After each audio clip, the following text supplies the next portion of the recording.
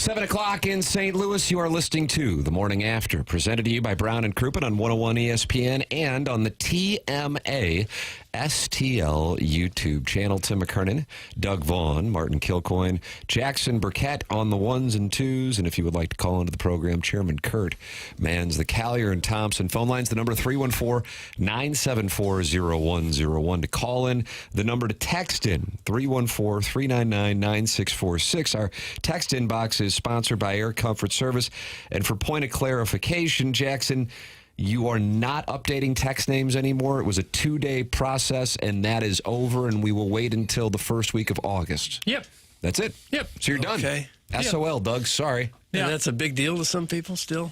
You know, just try to appease everybody, but you can't make everyone happy. No, you sure can't. And some names are rejected because they're vile, and some because they're just not funny. Not funny, just... FCC violations, Martin? There's that, and there's also just some that's... If it's too dorky, you say, get out of here. Just like kind of lame, kind of low-hanging fruit. Lame. You know? Like, let's be better. A Jay Leno monologue. Essentially, yeah. A Jay Leno monologue. He's a joke writer's joke writer. Well, all the comedians say he's the best joke writer. Maybe not the person to deliver the material. I am looking forward to talking with Joe Buck at 9 o'clock. He's going to be on the program. Doug, that's on your Stiefel dossier. And hearing about the Cardinal reunion last night with Tony La Russa and the 2000 through 2011 teams and players and all that was taking place at Stiefel Theater. Martin, what you were there? Yeah, it was a really fun event. I think what stood out was, first of all, the players were sitting in the crowd. So a certain panel would be up there with Edmonds and Freeze, and then you would just see Will Clark walking down the aisle sitting in a seat, and there's Skip Schumacher over there. Oh, there's Scott Spezia. They were just like all over the place. Kind of like the Oscars or the Yeah, that's a good point. They would be in the crowd, and then when they'd call them up, I think, and Joe will probably touch on this, it's La Russa's event. He makes out the lineup like he always did, and somebody made a joke about batting the pitcher 8th, and Eckstein said, yeah, one of those times I hit 9th. So they would kind of dig each other back and forth. But Joe was the perfect person to try and kind of corral Tony with, there was a lot going on, and sometimes it got a little confusing. And Joe would say to Tony, sit down, you're making me nervous. And he was wandering around the stage, where's Freeze at? Where's Freeze? And Joe's like, we'll get to him. And I think only Joe would appreciate this. But as they're introducing each player, they have a video clip up on the screen, the music choices, and I guarantee Joe was thinking this. They played Smoke on the Water by Deep Purple. Then they did Purple Haze by Jimi Hendrix. It felt like La Russa's 8-track.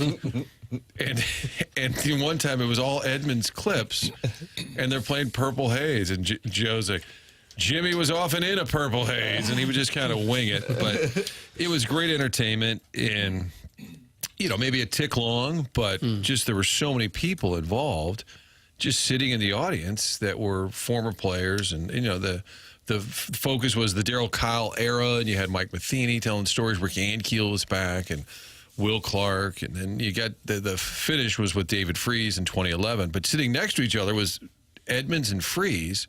Wow. And if you think about those two Cardinal significance players and their impact, and the fact they were traded for each other is what's hilarious and just bizarre. And Freeze told the story. He said, I'm a St. Louis kid. And he said, I hated Will Clark because the Cardinals hated Will Clark. And he said, when he got here, I was in high school. He said, I tried to bat left-handed because I just thought, okay, this would be cool. I want to be Will Clark. And he said, I get traded to the Cardinals. He said, I was so stoked. And they told me I was traded for Edmonds. He goes, I was so disappointed because he wanted to be teammates. And he's a guy you just don't hear from very often. He's living in Austin, Texas. Talked to him a little bit before on the TV side. And I do think Joe called him the reluctant hero. I think he's still a little like, hey, it was unbelievable, but just I think he feels like the adulation still. He got the red jacket and then turned it down. I think he's a little uncomfortable with all of that attention towards him. But there were some great clips, obviously. And the other part with Joe is it's amazing how many big Cardinal moments the last 20, 30 years. He was on the call for Fox. So the McGuire home run, the 06 World Series, but the Freeze home run that Joe, so when they go to the clips, Joe's like, all right, here's me again. But it was great fun. And clearly they enjoy just kind of getting the band back together. So what did they do? I mean, like, how long have they been in town?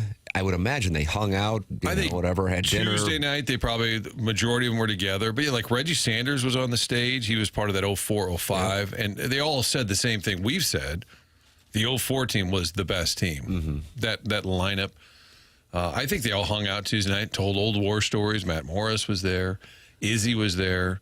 A lot of friends of the show, our local buddies. Alan Bennis, talking to him. Little TMA talk with Alan Bennis. Oh, really? He was my manager at Cardinal Fantasy Camp in 2019, Doug, and really not pleased with my performance. Well, they put me in center field, and I didn't want to get injured. His golf season was underway in Jupiter, Florida, and he was calling out my effort from the bench. How are you going to get hurt in center field?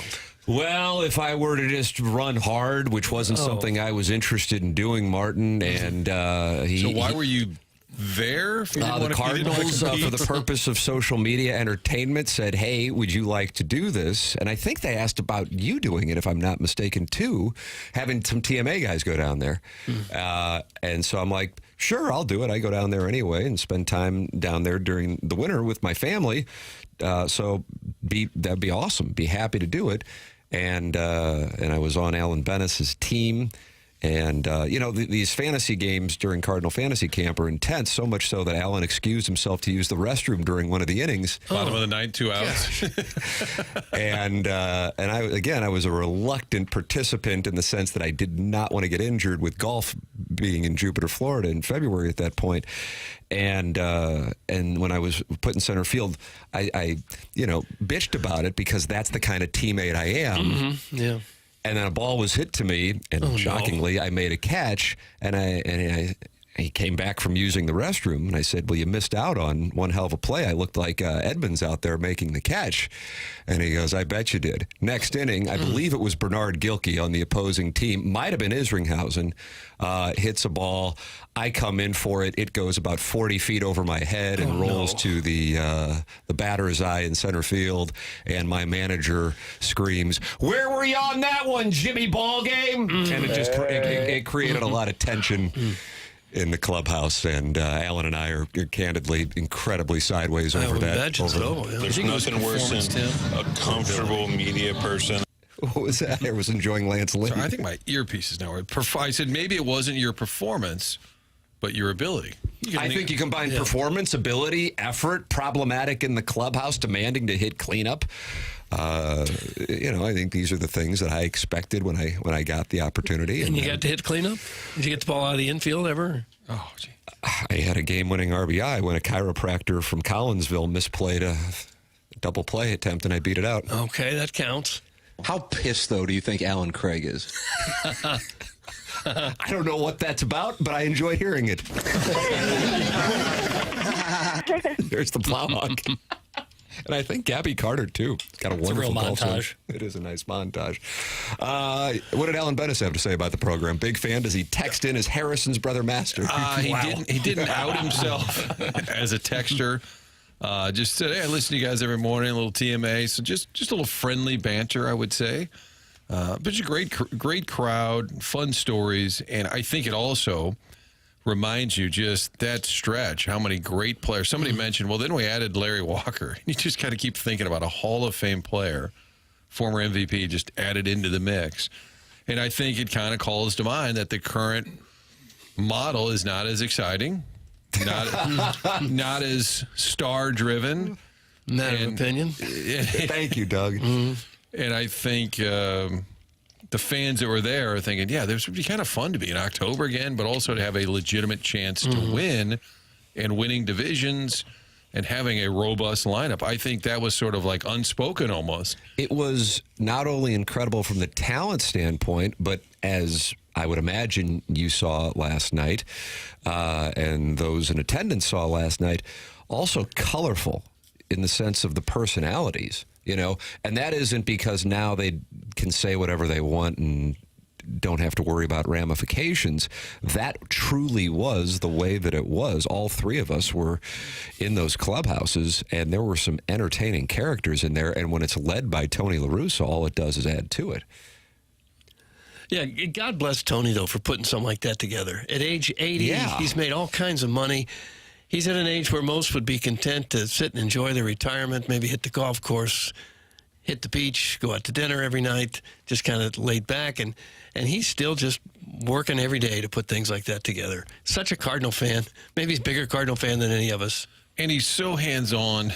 He's just, where those tickets at? Hey, put those over there. Like, he's just like let somebody else do some of that so you don't have to. But he loves. I said to Joe before the event, this is kind of Tony doing the lineup again. He goes, he's called me like 10 times changing the lineup. I said, of course, scribbling on a napkin, probably at the hotel. Yeah, man, you go freeze last. Like, you could just hear him thinking about moving everybody around. But it was great fun. I was in the lobby early, and I see this guy stopped. I'm like, who is that? God, he looks familiar. And they're saying, sir, did you have a ticket? Did you have a pass? He goes, I'm here with Tony. Sir, did you have a ticket? I said, just let him go. That's Dave Stewart. And I'm like, he was always a fiery guy, and this lady was kind of jamming him up. And I'm like, you might want to let him go through. Dave Stewart, the pitcher? Former A's, yes. The hell is he Not doing the there? billionaire St. Louis businessman. Not the Worldwide Technology Dave Stewart, but the former Oakland A, just terrific pitcher on those teams. And then they were, remember, Tony and Stewart were the Diamondbacks, like front office for a minute. He was just there, hanging out, I guess, behind the stage. At one point, I said, is that Ron Wolf, the former Packers GM and Hall of Famer? And it was. I talked to him a little bit about Always down at Jupiter, hanging around the Cardinal complex, along with Bobby Knight. which made sense in Jupiter. Since they lived there. But I'm like, the whole, and I think Strauss coined it, FOT, Friends of Tony. Ron Wolf's just there, and it just flew in, I guess, from Jupiter. Just Wasn't Bill Parcells another one of his friends? Though that crew, and Bill Parcells would sit on the bench in spring training, which there's no like current comp for. It would be like, I guess, Andy Reid. For the younger audience, at Parcells was like the biggest name in the NFL. He would just be sitting on the Cardinals bench during a spring training game. Tony's not a big enough Cardinal fan to go into the Hall of Fame as one. That's from the Jeffco Piss Missile in the Air Comfort Service text line. And Doug, they're not happy in the early going. Gosh, what did he go in as? Blank hat, which I always thought was silly. And he said he didn't want to disrespect the A's or the White Sox. I thought he was overthinking it, which he admitted, not using Albert in the All-Star game, biggest mistake of his career. Maybe overthinking it. I think you go in as a Cardinal with your legacy here, but that's how he thinks. That's how he thinks. Well, he had some awfully good teams in Oakland, though, too. I can't blame him for going in, showing respect to the other teams. Why are you sideways with the piss missile? Well, I think you're looking for things to be upset by if you're worried about Tony La Russa's hat going into the Hall of Fame.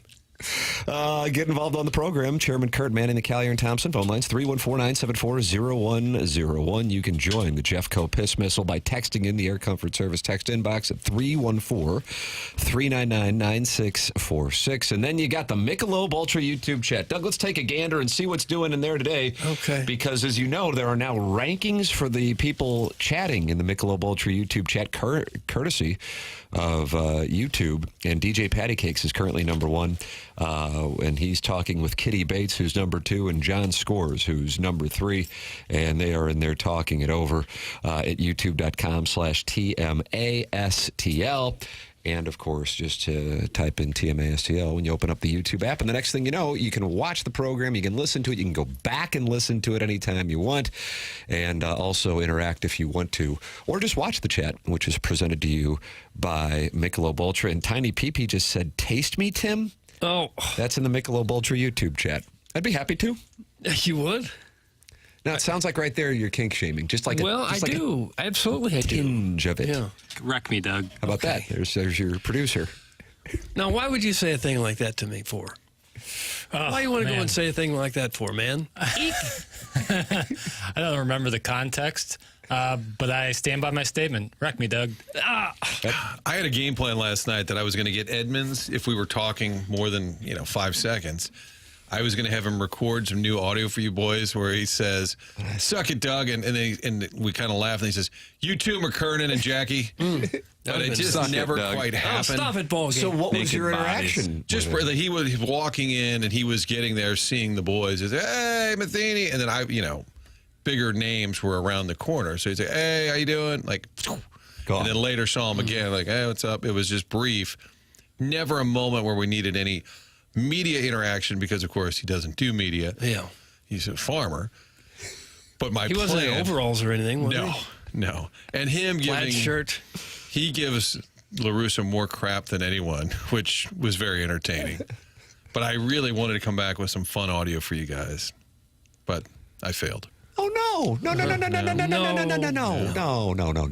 He didn't seem maybe... Oh, it just wasn't the right moment. Yeah, you got to pick up reads. Yeah. Well, you are welcome to partake in the program, and we're looking forward to Joe Buck partaking in the program. Lots to discuss with him. I'm looking forward to the conversation. I did tell Will Clark, I go, we played your rant last week. He goes, which one? And I said, he goes, oh, man, that was so blown out of proportion. And I'm thinking...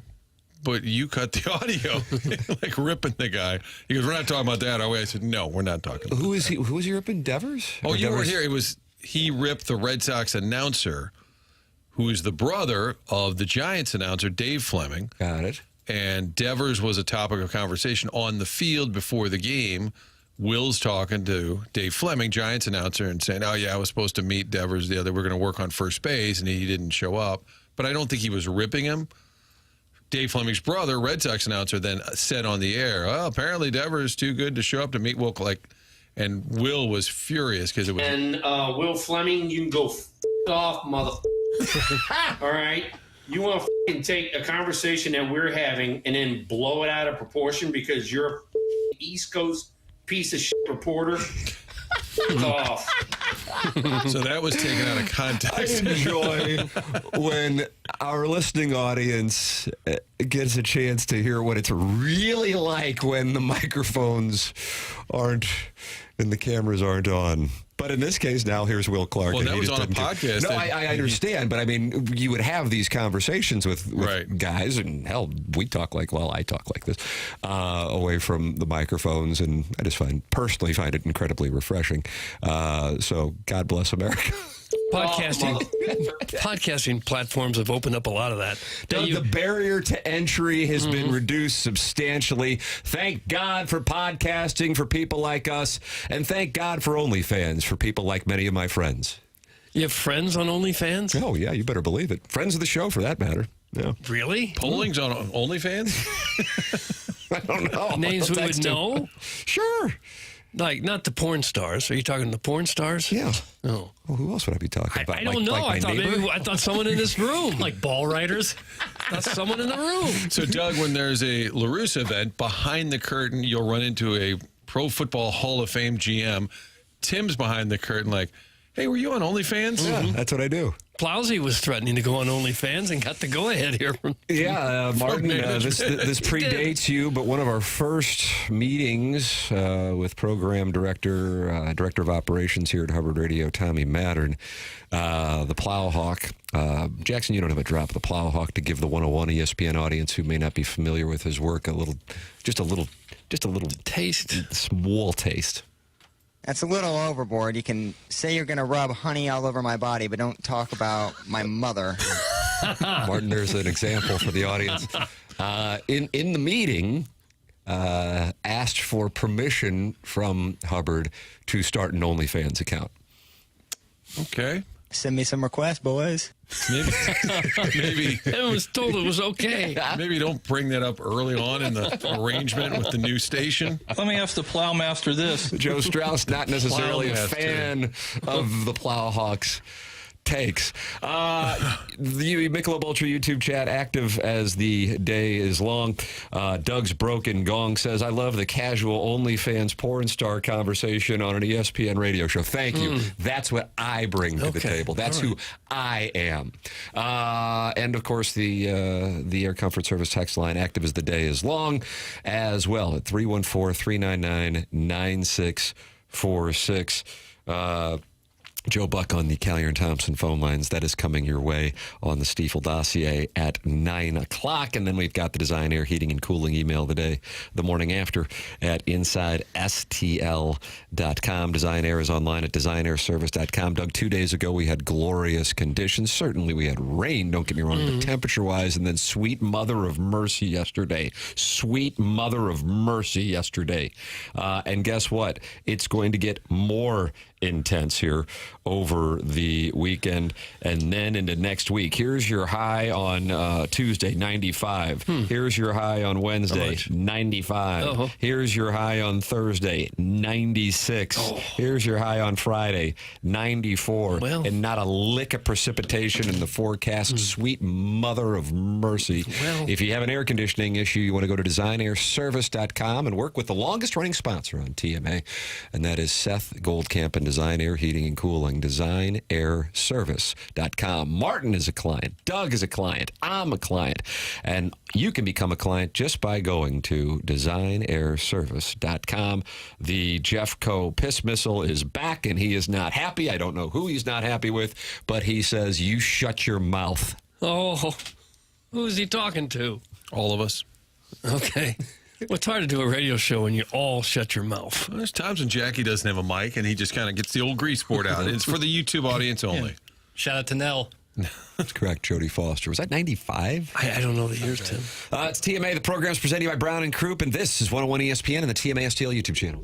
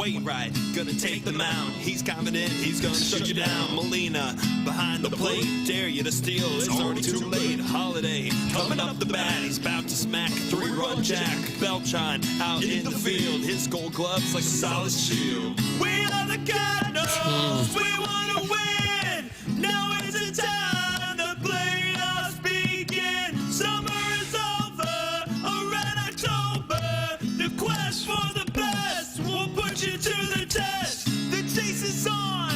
The chase is on. It's playoff time. Doug, this is a song titled Sixth Seed in the National League Playoffs. It's one of the best musical compositions I've ever heard. Good for you for acknowledging it finally. Yeah. It's sophisticated. Yes. It's mature. It moves a person. Yeah. It's just what music can be when done well. It's TMA 101 ESPN and the TMA STL YouTube channel where friends gather and talk it over while watching the program. And it's youtube.com/TMA STL. Tim McKernan, Doug Vaughn, Martin Kilcoyne with you on the program. Joe Buck with us coming up at 9 o'clock. And looking forward to our conversation with Joe. He said he would do 8, but he's got camp drop-offs.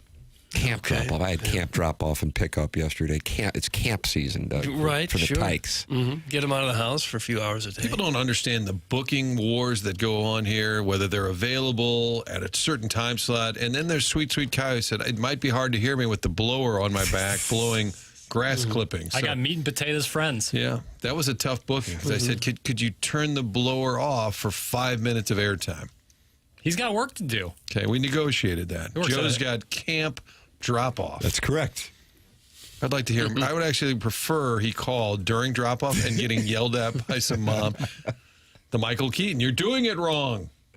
Drop-off's a big thing. Strickland always said he gets stressed out, getting yelled at by parents. A lot of moms. Like other parents? Or yeah, when they're yelling? doing drop-off, you don't camps? Stop there. Even school. Sure. There's a lot of barking that goes on. There's a theory, Martin, that whereas Mr. Licks, who has come after you, unfortunately, in his phone calls, is not a private equity guy, but rather handling the carpool at Our Lady of the Pillar. And some of our listeners are convinced that that's his responsibility every morning. That he's out there directing parental traffic? And his father-in-law is bankrolling him, and he's really over at Our Lady of the Pillar, Doug. Tough area. But, yeah, he's over there handling that. Just directing the cars in and out. Yeah. Is there a long future in that? I mean, at some point, your kids grow up and move on. Are you just out of work at that point? It's not something that I have a whole lot of knowledge on, but it is something that I think is a fair question. If that's what Mr. Licks is looking to do, okay, he's a young man. You make so much money, you don't need to do anything else after a kid hits 8th grade. Yeah, his portfolio might be that. Well, I will say, Tim, with you here on the air, your wife will experience all these drop-off potential nightmares, so you may have to ask her some morning rush anecdotes. There are a lot of it. All it takes, Doug, one parent thinks they're above the rules, and it sets off the whole line. Is that what happens? It does, yeah. If they stop in a spot, now you just backed up 30 cars. Really? Oh, little Susie, get your lunchbox and get out of the damn car. May have been uttered in our car a few times. Why are you yelling? A.K. Adams. At St. Kitty's, you even got your own parking spot assigned. So if someone else was in it for the afternoon pickup, there's hell to pay. Wow, assigned parking spots at St. Kitty's. I guess, yeah. Based on how old your kid was. That. I think the younger kids, the parking spot was closer to the building and so on. They wanted everyone to get in the cars before people drove away and ran into a few kids. That seems like a prime opportunity for some beak wedding. You know what I mean? Like beak wedding. You pay a little bit here, and maybe your spot's a little closer. Maybe someone starts handling that allocation of parking spots. Wow, how players make teams at private schools. Very unfortunate. Jackson, they are active in this Air Comfort Service text inbox. And the Jeffco piss missile in particular. He says, I'm not mad at you, Tim. Just don't want to hear about this god-awful weather coming up. Ha ha. That's the Jeffco piss missile. And what he was unhappy with initially was Tony La Russa not wearing a Cardinal cap into the Hall of Fame. Then he said, you shut your mouth. We didn't know what that was. And it turns out it was directed at me for giving the forecast over the next week and change, Doug, which features highs in the mid to upper 90s. And that's what the Jeffco Piss Missile is now on Hamilton. So there you go.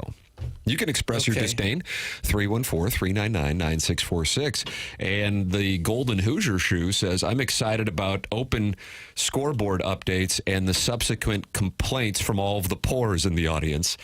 Doug, that's a reference to what you call the Open. British Open. Others call the British Open. Right. And wow, what a leaderboard we have. Let's head on over to Northern Ireland, where Jakob Skov Olesen is your leader, tied with Haotong Lee at 4 under par. Oh, did somebody say the name Saddam Kawakajana? They did, because he's 1 stroke off the lead, and this is NBC's Fantasy with Olesen, Lee, and Kawakajana at the top of the leaderboard. Okay. Hello, friends.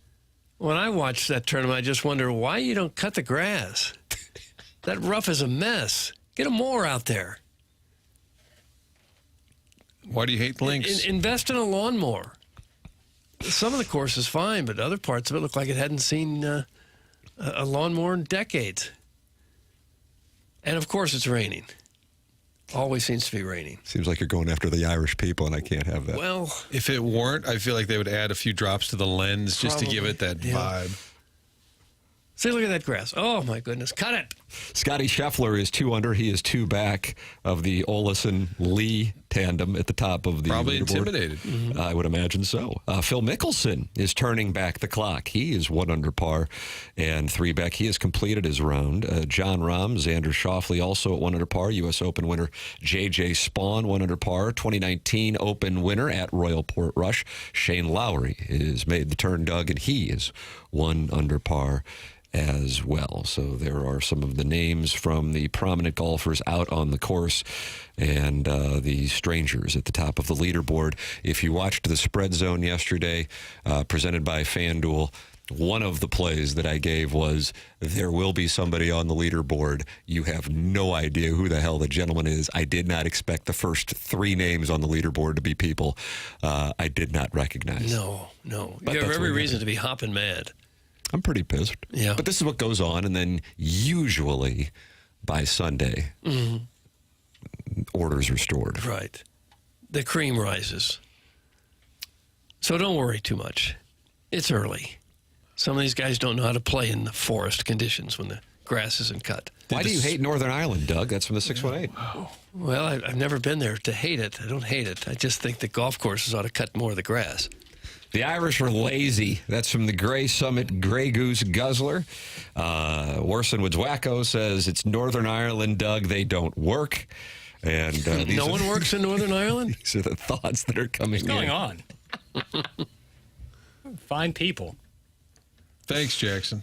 Thanks. Yeah, we appreciate that. I mean, we're more of a Republic of Ireland. Yeah, for sure. Pairing here, me and Martin, but give back the 6 the counties. North is fine. I mean, things have been settled down. I don't think there have been too many car bombings in the last few years. So. Now, am I correct in saying Northern Ireland is part of the United Kingdom, but Ireland is not? Correct. The Republic. Okay. In the name of the Father, Daniel Day-Lewis. Yeah. Aye. Okay. Well, Doug hates the British, too, though. That's from the Banana Man. You hate the British? I don't hate the British, no. Why would I hate the British? I would have hated them, I guess, in the 1700s. What about the War of 1812? You would have traded sides? I wouldn't have liked them then either. No. Doug had to think that back to his pro-America roots. Hold on. I was anti-British in 1776. Yeah. You guys talk golf, vacations, and private schools, while us poors eat bologna and shovel coal all day. Damn you, nobles. That's from caller Buzz, who won the TMA Listener of the Month in June 2023. Damn you, nobles. That's a pretty good name for a show. Damn you, nobles. Well, FS1's got some openings. They do, but it looks like Jackie Papers, this was in your links that you sent over last evening, and that is Barstool is going to be replacing the programs that were whacked. Dave Portnoy, Doug, El Presidente, on social media, is going to be on Fox Sports' Big Noon college football show. And then they will have other programs that will include Big Cat and other Barstool personalities filling FS1's vacancies after they got rid of 3 shows earlier this week. Big Cat is Andres Galarraga. El Gato Grande, he was with the Cardinals. Martin, was that 92 or 93? And then he went to Colorado and became the second coming with Dante Bichette and Vinny Castilla and Larry Walker. He was a good hitter. And now he's got this show on Fox Sports? No. This is Big Cat, who does a program called Pardon My Take with PFT commenter. Okay. Dan Katz is his real name. Oh. So we're just supposed to forget about Andres Galarraga? Just like that? Well, no, I'm doing a deep dive now on his stats. What do you think, Doug? Career home runs. Should we dedicate the show to him? He was good. I'll say. Montreal superstar. Pit stop in St. Louis. That was 92, Tim. 380 home runs. Anyone else? Feels too high. Does it? I've never heard of this gentleman before. Okay. What in the name? For heaven's sake. The big Nice show prep, ass. 5-time All-Star. 399. Oh. $3.99. Nicely Yes. done, Doug. I Wow. would- and he stopped at $3.99. Wouldn't that eat at you? Looks like he played at the age of 43. To try to get that one home In run? 2004, he played in 7 games. Someone serve it up. And he Serve hit it up. 1. He must have been thinking, if I could just get... if you'd gotten to 400, you might be in the Hall of Fame discussion. What'd you end up? Ooh, 399. I think it bothers Holiday. His career batting average is 299. Oh, is that right? He was always at 300 or better, and finished at 299. Roberto Clemente got just exactly 3,000 hits before he was killed. And Alex Rodriguez, how many home runs does he have? 696, I think. I always thought that was interesting. Yeah, definitely. Why, he quit? Yes. 4 short. Yeah. You do that in a month. If he had stayed clean, allegedly, he might have gone down as one of the absolute best players in the history of the game, like, top 5.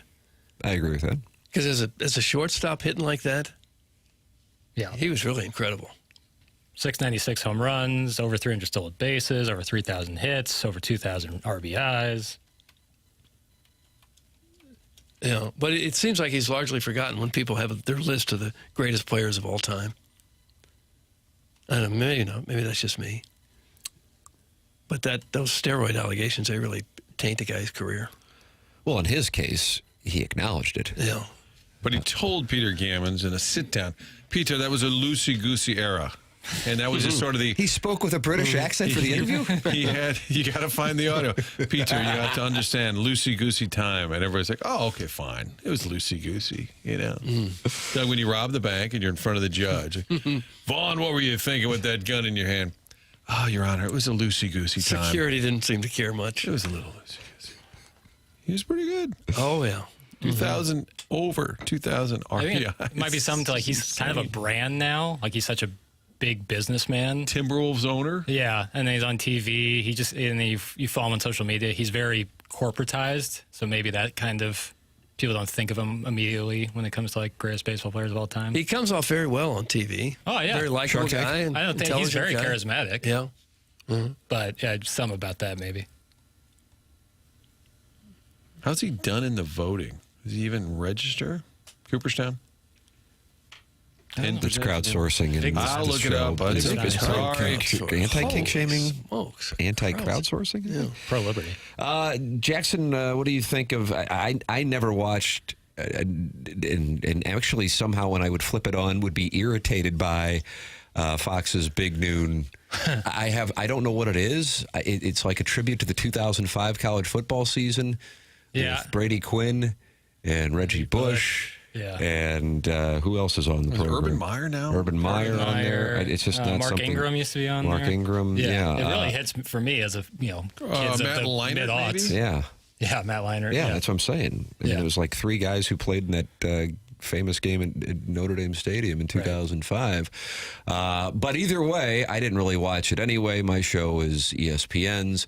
I don't care, but this certainly got a lot of reaction because Barstool polarizes people, and whether they really like it or they really dislike it, then it becomes a personality test. Your thoughts on this move? I think for FS1, I think it's a great play on their part, because I think just replacing, former athletes or other longtime media people with the same thing, just different people, wouldn't really resonate. But this is like, this is certainly tapping into a younger demographic, and Barstool has a history with ESPN that didn't go great. So you kind of have like this built-in little rivalry going on already. And I think that's an interesting aspect of it. It's kind of odd to me that just Portnoy would be on that big noon show, considering Barstool has their own college kind of game day show that they do that's pretty popular. But the money must have been right, man. And, but it's pretty clear they're ripping off the McAfee ESPN idea, isn't it? Like to bring this host on that has everything's a ripoff of something.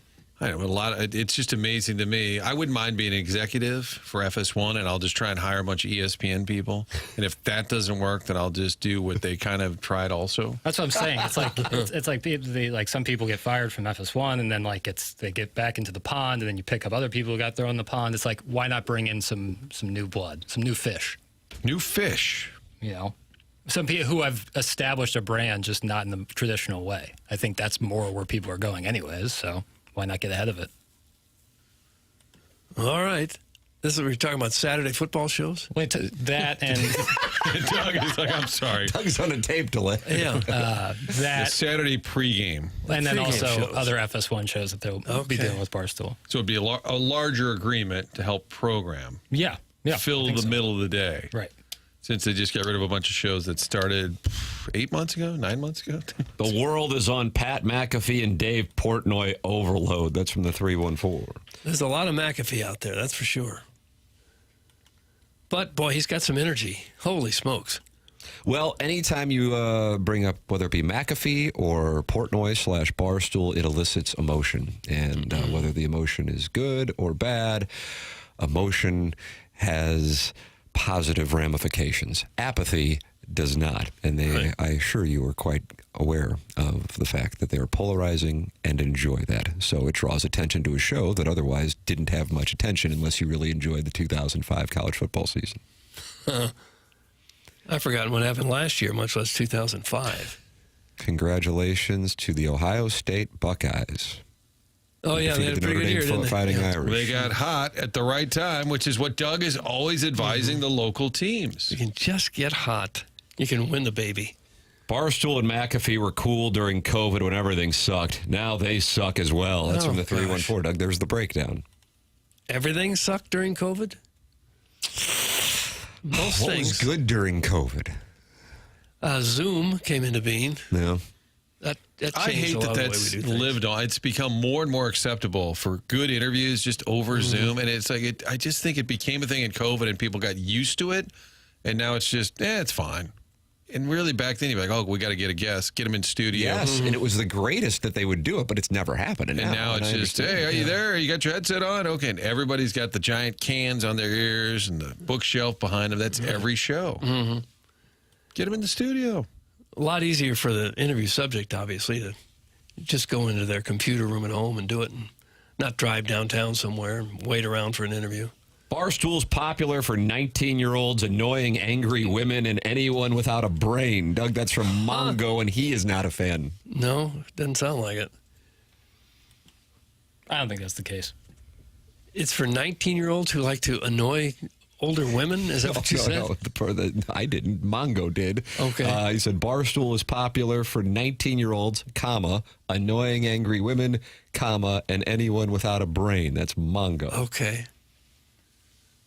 Yeah, it's too broad of a look at it. So that's the show for annoying, angry women? I can't speak to that. I am not angry nor a woman. Is ours a show for annoying, angry women? Angry women, call in. Good God. Yeah, 314-974-0101 is how you can call in. Angry or otherwise, doesn't really matter. Callier and Thompson's the sponsor of the phone lines. The program is TMA. It's presented to you by Brown and Crouppen. Brown and Crouppen is online at brownandcrouppen.com. Ed Herman in studio earlier this week. We enjoy having Ed and Andy Crouppen and Terry Crouppen come in and talk it over. Been title sponsor of TMA now for a couple of years. They are local through and through. That was one of the things Ed was focused on when he was in studio and talking with us on Tuesday.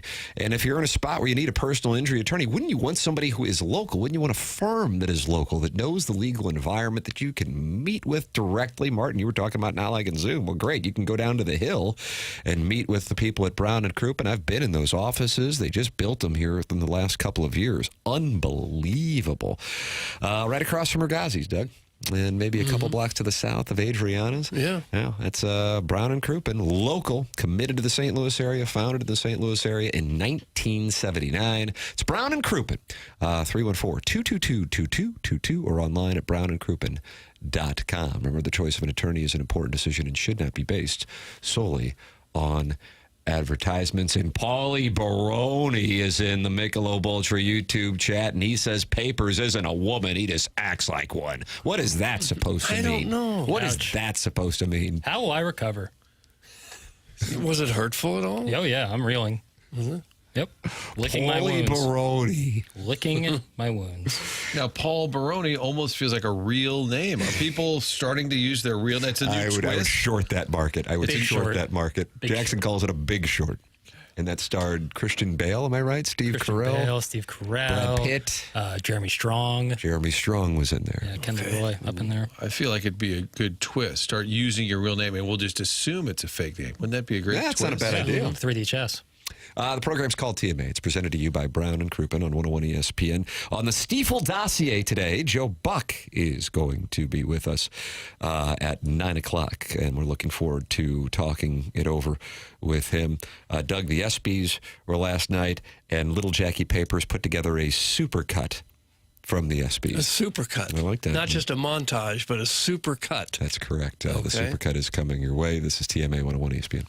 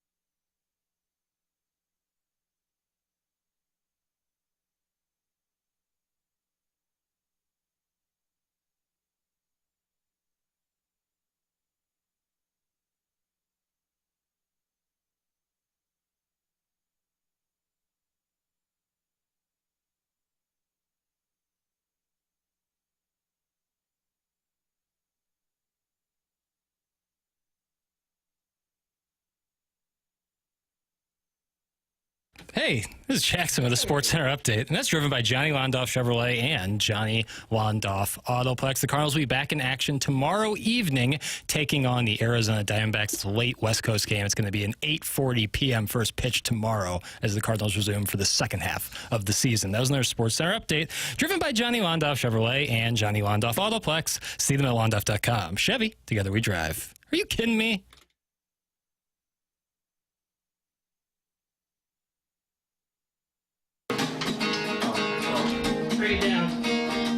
Burritos, Totitos, the Doritos, and Cheetos, Fritos, Mojitos, and the Senoritos, Flamingos, and Trios with the jalapenos. Oh, yeah. It's TMA 101 ESPN shows presented by Brown and Crouppen. My name is Tim McKernan.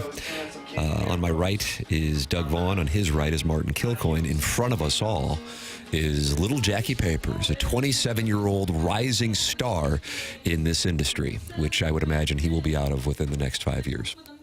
Really? You're getting out? No time soon. I'm okay. Happy. You got some feelers out? No. Right. I noticed your LinkedIn manifesto the other day, and that's when I thought he's got feelers out. Oof. I'm going to have to hit that forgot password on LinkedIn next time I hop on there.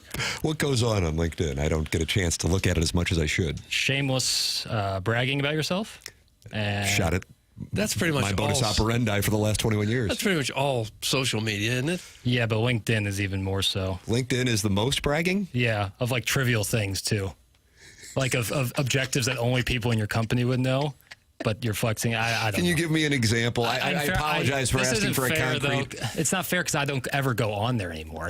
I'm basing this off of what I saw like 4 years ago. Do you get an alumni magazine from Mizzou, like a quarterly or monthly? Do you get something from Mizzou? They send out the person who attended but didn't graduate magazine to me. Okay. you were Brad Pitt. It's correct. Well, for example, the Marquette magazine, I don't think it's monthly, but in the back, it always, class of, and it'll note something they did, accomplished in their career. And I'm sure submitted by the person. So you'll often get, Fred Wallerstein, class of 92, was promoted to associate assistant sales rep. Right. It's essentially like a big Avid Christmas Industries. And you're like, oh, well, sounds just like a job. There's a lot of that goes on. A lot of that. Like again, like some objective or milestone you hit at your job that doesn't really resonate with people who don't work either at your company or industry, and then like a bunch of people liking it, saying like, great work, canned answers and stuff. Tim McKernan, promoted, assistant associate executive producer, mornings, WZYO. I got it, Doug. Zanesville, Ohio. Oh, good. I just went on my old LinkedIn page, and a lot of people saying, congratulations on another year at Channel 4. Stop it! I am not there. Well, haven't been 4 years. Well, why don't you update your LinkedIn? This is the first time I've been on it in a while. Chairman Kurt, you just sent me a screenshot of a LinkedIn post. It says, I got fired from my job. It was the best thing that ever happened to me. Now I'm a 29-year-old millionaire with 4 Teslas and 3 houses. Sounds too good to be true? It is. I made it all up. Don't envy people on social media. They tend to exaggerate their success. That is a LinkedIn post. Mm-hmm. Sounds too good to be true. It is. Chase this dough and get money. How about that? The people at my company who post on LinkedIn like it's a cloud-based postcard to themselves. Oh, I enjoy that. Right. A cloud-based postcard to themselves. Always seem to be the ones who never return phone calls or emails. It's a fun dynamic to observe. Doug, that's from Al in Dadeville, and he loves the Georgia Bulldogs. Okay. Well, that was the website to go on several years back, wasn't it? Try to find a job or connect with somebody? Connections, yeah. Essentially putting your network into an app. Is it a hookup site too? I bet somewhere, somehow, there's been some sort of hookup through LinkedIn, but whether now directly or indirectly. If you're looking for a job, Indeed.com would be the #1 spot. That's like a third-party application site. Yeah. Just essentially hosts companies' applications for them. Right. Tim, to give you perspective on what LinkedIn is, imagine instead of that girl from high school who posts nonstop about cryptic quotes about hanging in there, instead it's Jeb from accounting bragging about how his work saved the company $312 a month to other people bragging about their accomplishments that nobody cares about. LinkedIn is a platform people use to prove to their bosses they shouldn't be fired. That's from Steven Time. Okay. It's refreshing to see rich white women. Are there a lot of them on LinkedIn? Yeah. Are there? Yeah.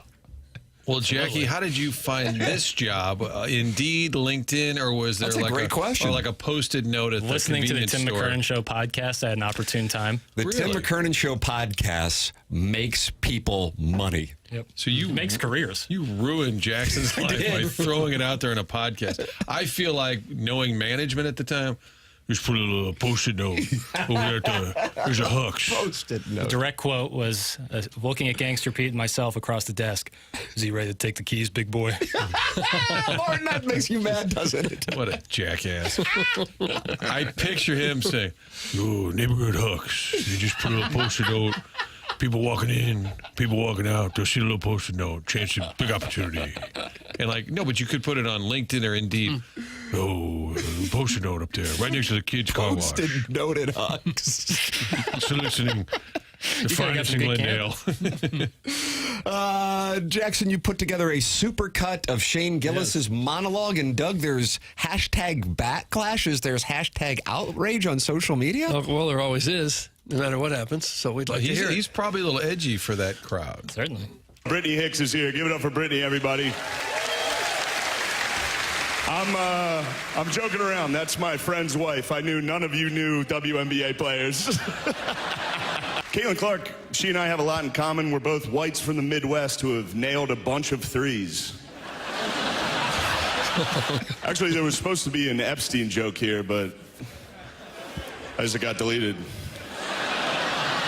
Must have probably deleted itself, right? Probably never existed, actually. Let's move on as a country and ignore that. Shohei Ohtani couldn't make it tonight. Man, I hope his interpreter didn't bet that he was going to be here. No one's been able to do what he does at so many positions, pitcher, hitter, and bookie. A bookie is what Bill Belichick reads to his girlfriend before bedtime.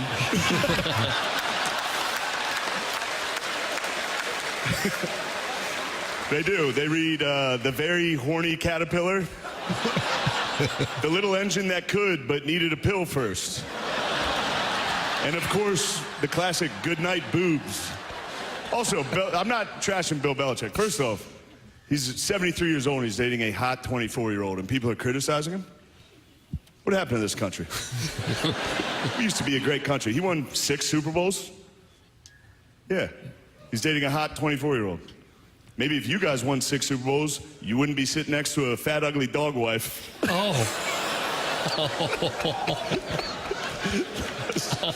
They let me do it. I don't. Oh, that's how we end. That's how it ends. Doug is Wow. not going to be happy with the edit point. I like the supercut, Jackson, but you're going to have to hear about it now from I Doug didn't know Bullock. what sounder to use. I was going to be like a bark, like ruff ruff. But I thought that was a little too on the nose. I thought it was really funny. Yeah, the whole monologue was really good. Yeah, it does sound funny.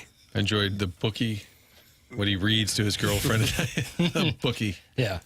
There's obviously more to it, the monologue, if you want. Well, it's like 10-minute monologue, but that's what I thought were some of the highlights. I saw the clip they did on the creation of the Tush Push. Did you see that? Yeah. Enjoyed that with Shane Gillis playing a janitor in a locker room and explaining the play. That was quality material. The monologue, quality material. Are there really people, like, is there a column? Like a think piece? Like, did Christine Brennan get out the typewriter? I'm just assuming that there's got to be something. But maybe there's not. Maybe people are going, screw it. People have moved on. If that's the case, God bless America, Doug. Oh, someone will be upset, and it'll get retweeted or whatever. Nice. And you know, I we'll would argue about it for a couple days, and I'll bet you anything, they'll get mad at the ESPN executives for allowing him to be the guy because he's going to make fun of the WNBA. ESPN does not like that one bit, I guarantee. But they thought, all right, let's be a little risque here. And now they're going to be mad that they let him get up. Don't you think the main flack would be about his poking fun at the WNBA? Yeah. 8 hours ago in the Economic Times, the title of the story is Shane Gillis under fire for roasting Caitlin Clark and Donald Trump at the 2025 ESPYs. Economic Times. Yeah. He roasted Caitlin Clark? I don't Just know. that one joke we heard wasn't really a roast. I don't think Jackson had the joke in there that may have caught the backlash. I don't think Shane cares about the backlash. No. They are not happy in the Air Comfort Service text inbox with Jackson leaving out the Caitlin Clark Waffle House joke. Jackson, was that a strategic edit? It was either that or the Epstein one. So, this is flip a coin. Just trying to, You did your best, so pale. You can't please everybody. So pale. You can't please everybody. That was fine. If they're complaining about it, then they've heard the jokes. I don't get the point. Like, who cares? Yeah. Okay. They wanted you to share it with the masses. I shared enough. Sarah Spain hated it because of the WNBA stuff, of course. That's from Gerard Chadwell. That was a think piece? Sarah Spain had a think piece? Gotta be honest, I'm not positive who Sarah Spain is. Used to be on ESPN now I shows. I don't know if she still is or not. Big with Lebitard, maybe? She does a podcast now, daily podcast. Okay. It's tough to get one of those. Yeah. Program's called TMA. It's presented by Brown & Crouppen, 101 ESPN, and the TMA STL YouTube channel. This is the Morning After, presented by Brown & Crouppen.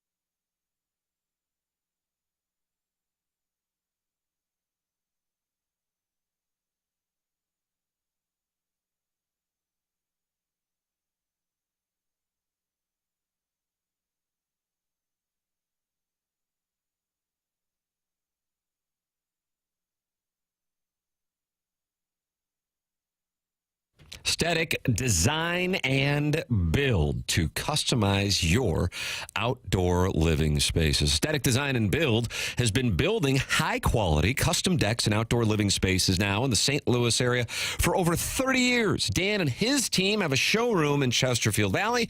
I have visited it. I was so impressed. I had them to my house, and they walked me through all the different types of custom work they're capable of doing. They can do full-on custom decks. They can add on a pergola for you, and if you are looking to shade your covered patio with retractable screens, they do that as well. They really do have answers for it all. They offer custom deck design, opening and closing pergolas, and roof motorized shade and screens and under deck ceilings. Come check out that showroom in Chesterfield Valley and let their expert team walk you through all the different outdoor solutions that they offer, from pergolas and retractable screens all the way to their patented underdecking system. Their goal is to provide a custom solution that matches the look and feel of your home. It's Aesthetic Design and Build, outdoor living spaces expertly designed. Check out Aesthetic Design and Build online at aestheticdesignandbuild.com and let them know I sent you their way.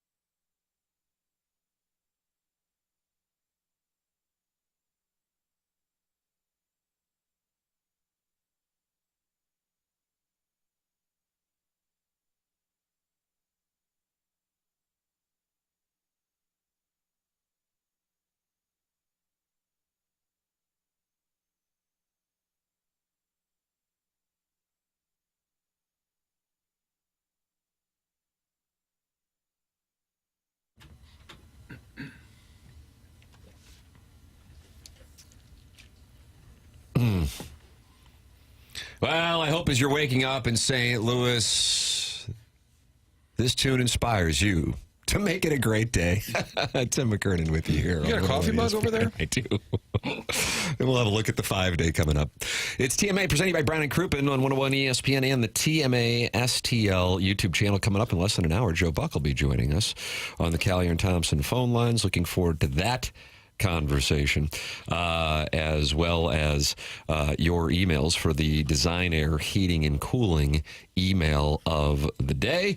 And you can email in to compete with the greats the morning after at InsideSTL.com for our Design Air Heating and Cooling email of the day. Doug, let's take a look at the action over in Northern Ireland. Okay. And wow, what a leaderboard we have. It's Jakob Skov Olesen and Hao Tong Lee tied at the top of the leaderboard at 4 under par.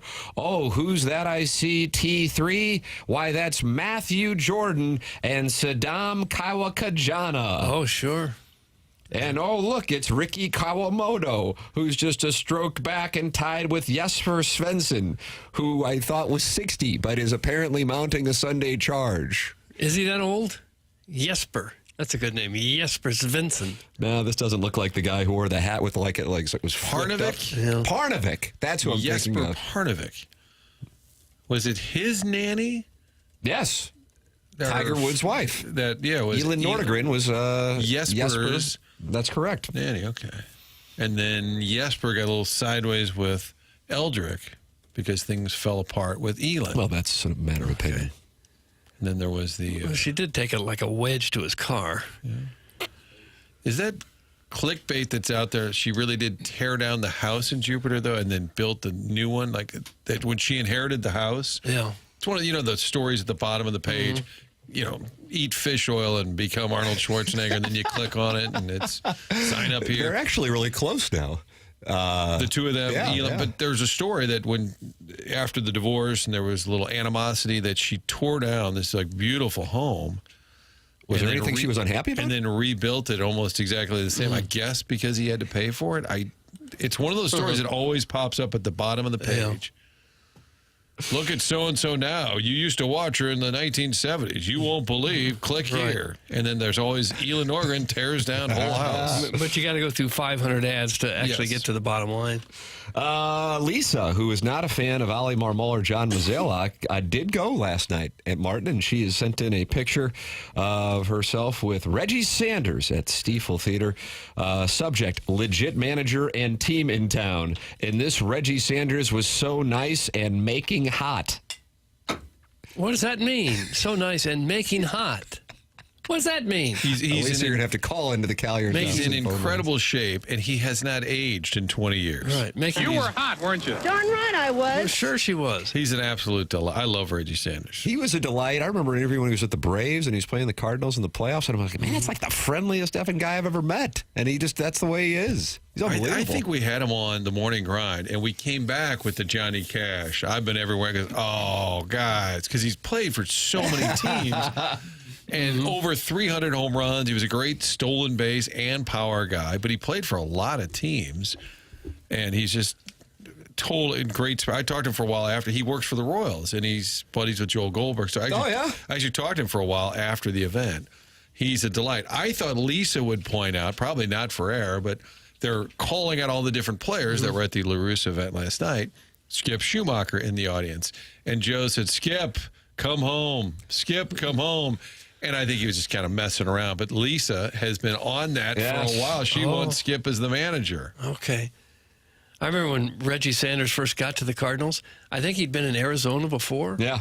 And he said something to the effect, because we laughed about it at Channel 4 going back through the interview. He said, it's nice to be here in the Central Division after all those years in the Western League. The Western League. Outpost. He told a story where there was a big, charity event in Arizona, and he said he was so excited. LaRousse invited him, and he said they actually had kind of like a red carpet, and he said, and the camera's out. He said, I'm getting interviewed, and he said, I was just kind of feeling good in retirement. People wanted to hear from me. And he said, LaRousse comes around the corner screaming, oh, man, big mistake. Supposed to have Reggie Jackson here, not Reggie Sanders. And he's like, man, I was feeling so good. For all the teams he played for, he was 6, 7, 8 years with the Reds.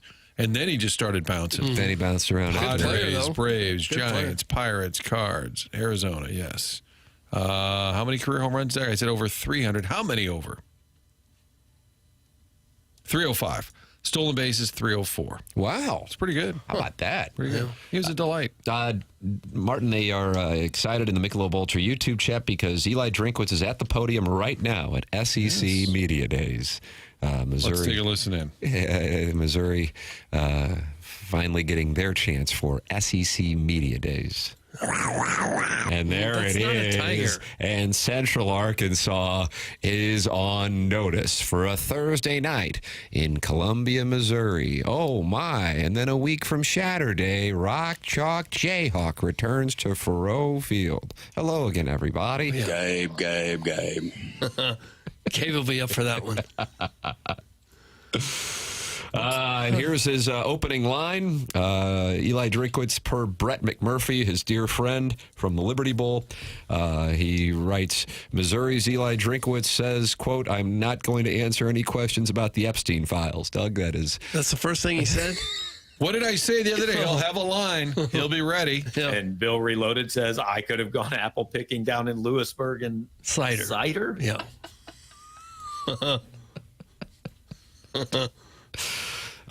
Missouri's Eli Drinkwitz says the Tigers have 38 new scholarship players. Quote, we built the roster to compete this season. We valued production more than potential. Okay. Well, that makes sense. Whereas they messed up the fight song for Steve Sarkisian. The Texas head coach came out and they played the Texas A&M fight song. Oh, no. Eli Drinkwitz came out and they did play the Missouri fight song. Good. And he wrote, and he said to open, well, we got the right fight song. Okay. All right. Maybe we should have done our show down there at the SEC Media Days. All right, I'm in. All right. Used to be in Hoover. Yes, I covered him. Outside of Birmingham. Yep. That And when I now was is it working all in Little Rock. Atlanta now? Now it's in Atlanta. That's correct. Drinkwitz on playing Kansas this year. This is Brett McMurphy's live Twitter feed. Rivalries are a great thing for college football. This one goes back a long way. It's very deep and something our team is keenly aware of. Fight Tiger. Okay. Appreciate Lenny tossing me some money. I'm going to keep the shirt on, but appreciate that. Martin, that's what happens when the TMA listeners infiltrate Gabe's post-game show. Someone offered him money to go topless? Trimming down. That's correct. Truman down. Somebody requested more Strauss drops earlier in the show. Oh, well. I've been listening for 2 minutes and have no idea where the show is going. Okay, Joe. That's some quality radio there, brother. I do miss Strauss. He was the greatest. Gosh, we went to that, well, I guess I was about to say the name of the restaurant. I took him to lunch, and he was, ill at the time. Cleans his plate, and he goes, this meal you bought me, thought the cancer was going to kill me. And I'm like, hey, I go, Joe, I go, you look like you enjoyed every bite of it. Just had to say it. Apparently, Drinkwitz's press conference is not well attended. That is why he made the remark. Per a gentleman by the name of Anthony Dasher. Doug, you know him from UGAsports.com. He also writes for the following On 3, Rivals, FWAA, USBWA, and NCBWA. Okay. Our industry is thriving, and he says, I know there are some burning questions from the 14 of you who are here. Oh. Just don't ask me anything about the Epstein files. So, okay, full context. Yes. The 14 of you. So the Missouri presser lightly attended, as they're not expecting big things from the Tigers. Oh, that's fine. They didn't expect big things in 2007 or 2013 or 2023.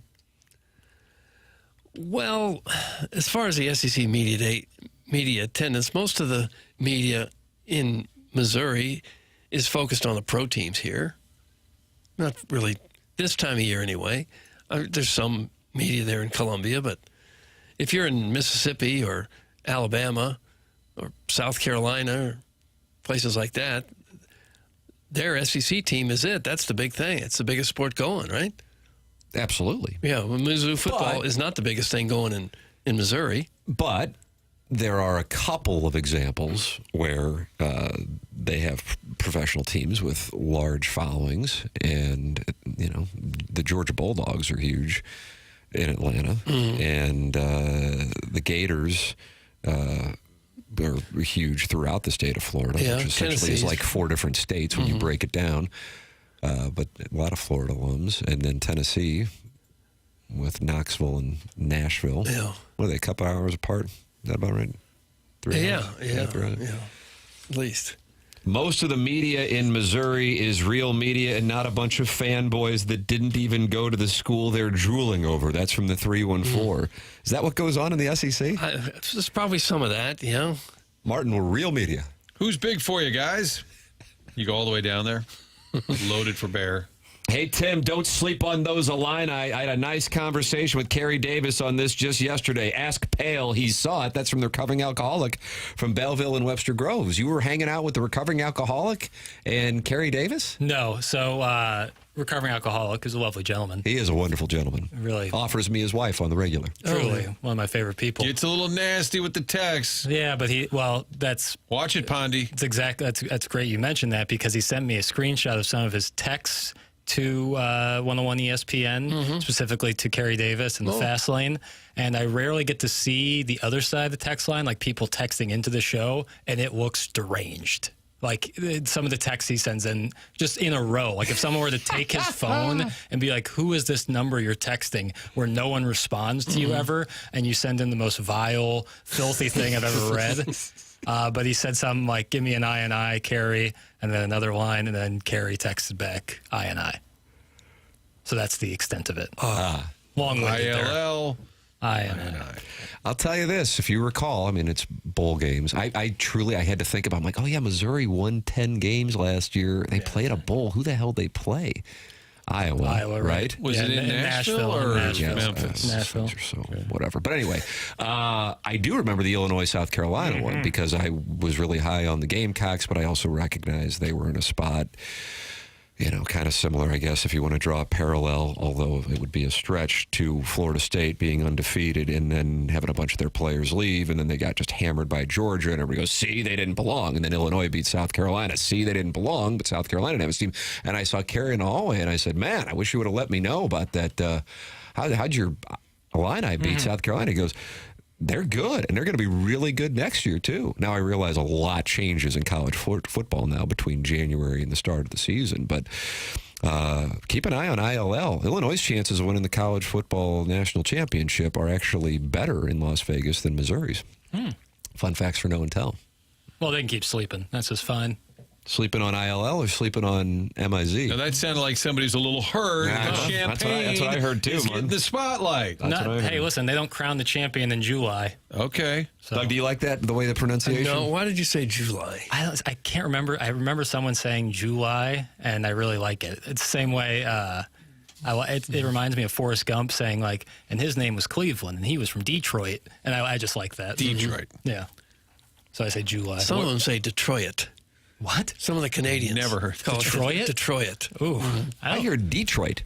Detroit. I prefer, that's like the Forrest Gump pronunciation. I like that better. Some get that extra syllable in there at the end. Detroit. I knew a guy from Detroit who hated the song "Don't Stop Believin'" because they would say "Born and raised in South." He goes, "There is no South Detroit because it's water." Yeah. Because it's water. It's Canada, right? South Detroit's Canada. Yeah. But he would get mad saying, "There's no South Detroit," and yet everybody sings it out, especially when you're drunk at the end of a college party. Oh, born and raised. To that, I think John Denver's Country Roads is more about the western side of Virginia than the actual state, West Virginia. Ooh. Based on like the West, what he kind of mentions in the topography. Yeah, West Virginia.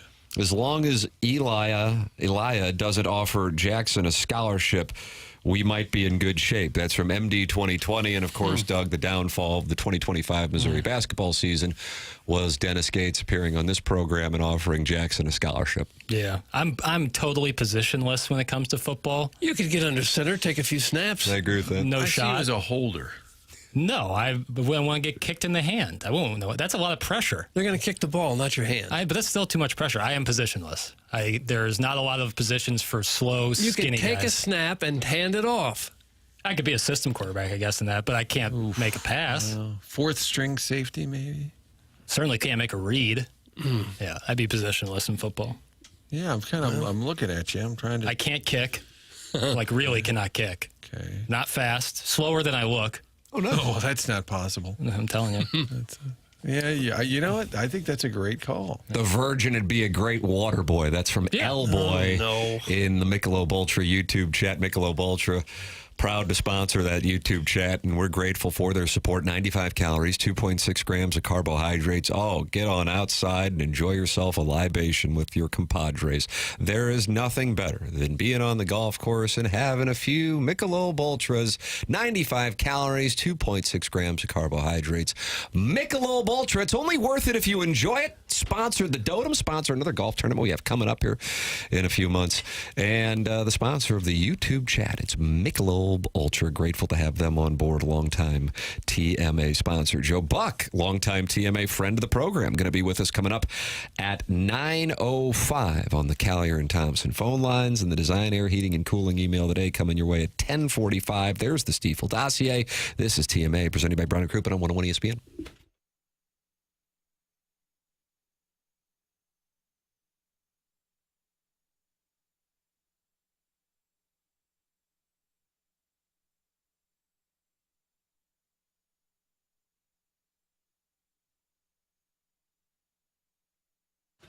Auto Loan Pro, the place to go for your next automobile. No matter what your situation, no matter what your story is, you're not sure what you can afford or what you can get approved for, they will help you out at autoloanpro.com. Financing a car can be difficult. The only thing you need to know is Auto Loan Pro. Great website, autoloanpro.com. You'll see our buddy Robert Thomas on there. And if you scroll down, there's the free playbook. They put that together for you. You can download it for free, and it helps you understand the credit industry, how you get approved for this kind of car, that kind of car. Next time around, get this car. It really is a great educational tool, in addition to being a website where you get your next vehicle. They're going to work with over 50 different lenders, making sure you get the best rate possible, little to no money down. They're trying to help you get into that new vehicle, and it doesn't matter what your situation is. Auto Loan Pro is part of the Lita family. Free playbook, vehicles available. Let them help you out at autoloanpro.com.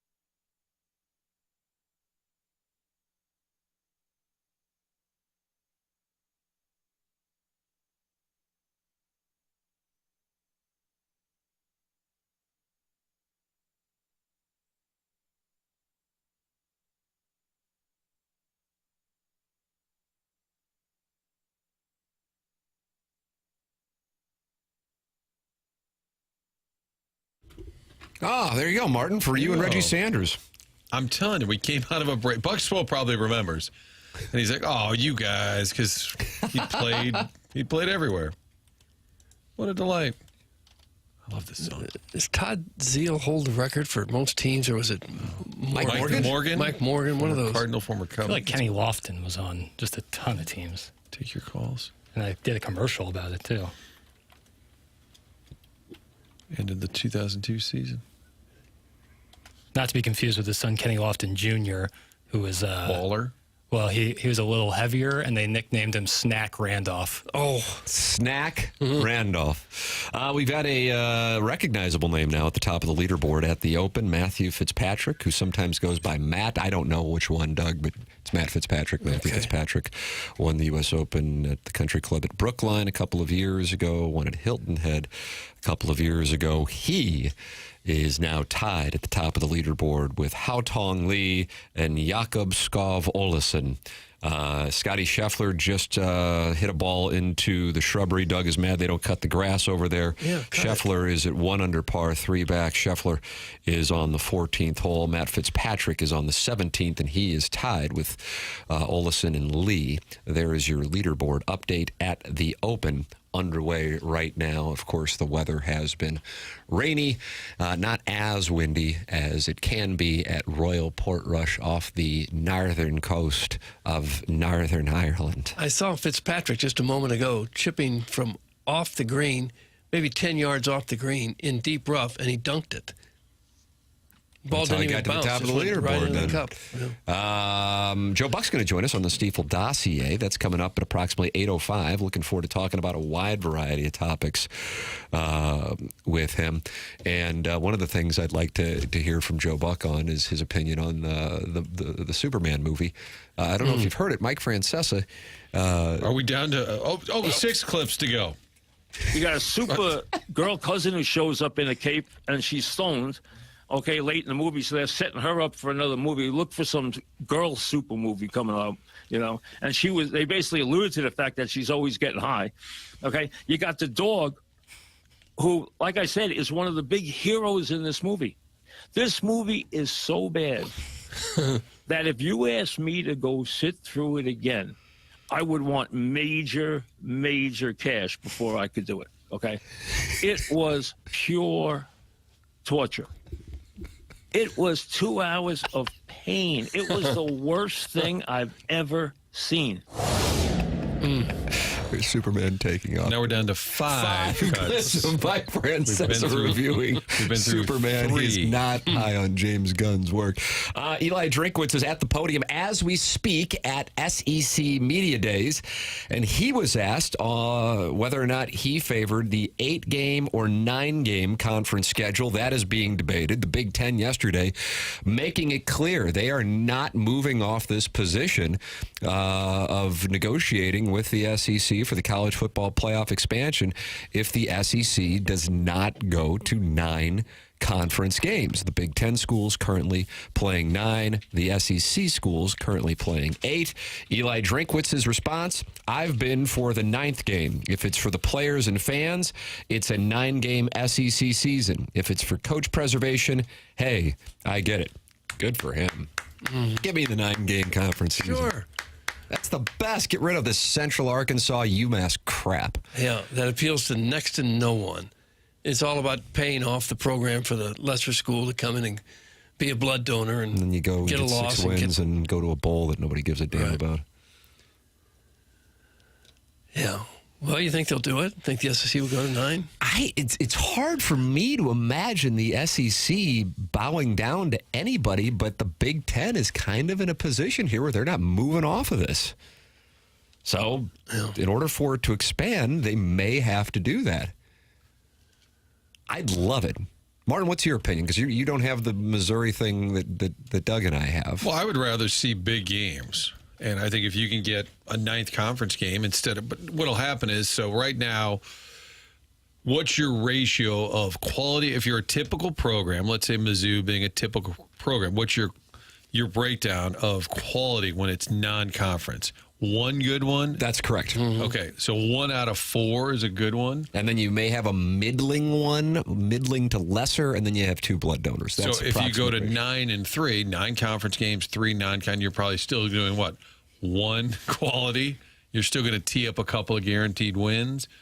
So nothing changes other than you're going to get 1 less bad game. Right. Now, some of the really big programs play monster schedules.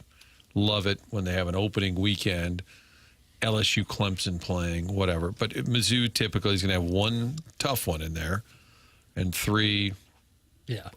2 of them built-in being wins. really bad, yeah. They'll keep those 2 and get rid of the middling one. Right. So you're going to end up with 1 good non-con. So you might as well play 9. I agree. Yeah. Play the 9. Greg Sankey yesterday, the SEC commissioner, said that they have been working toward a 9-game league schedule, but he gets pushback from coaches. He said, I think we should be working towards that.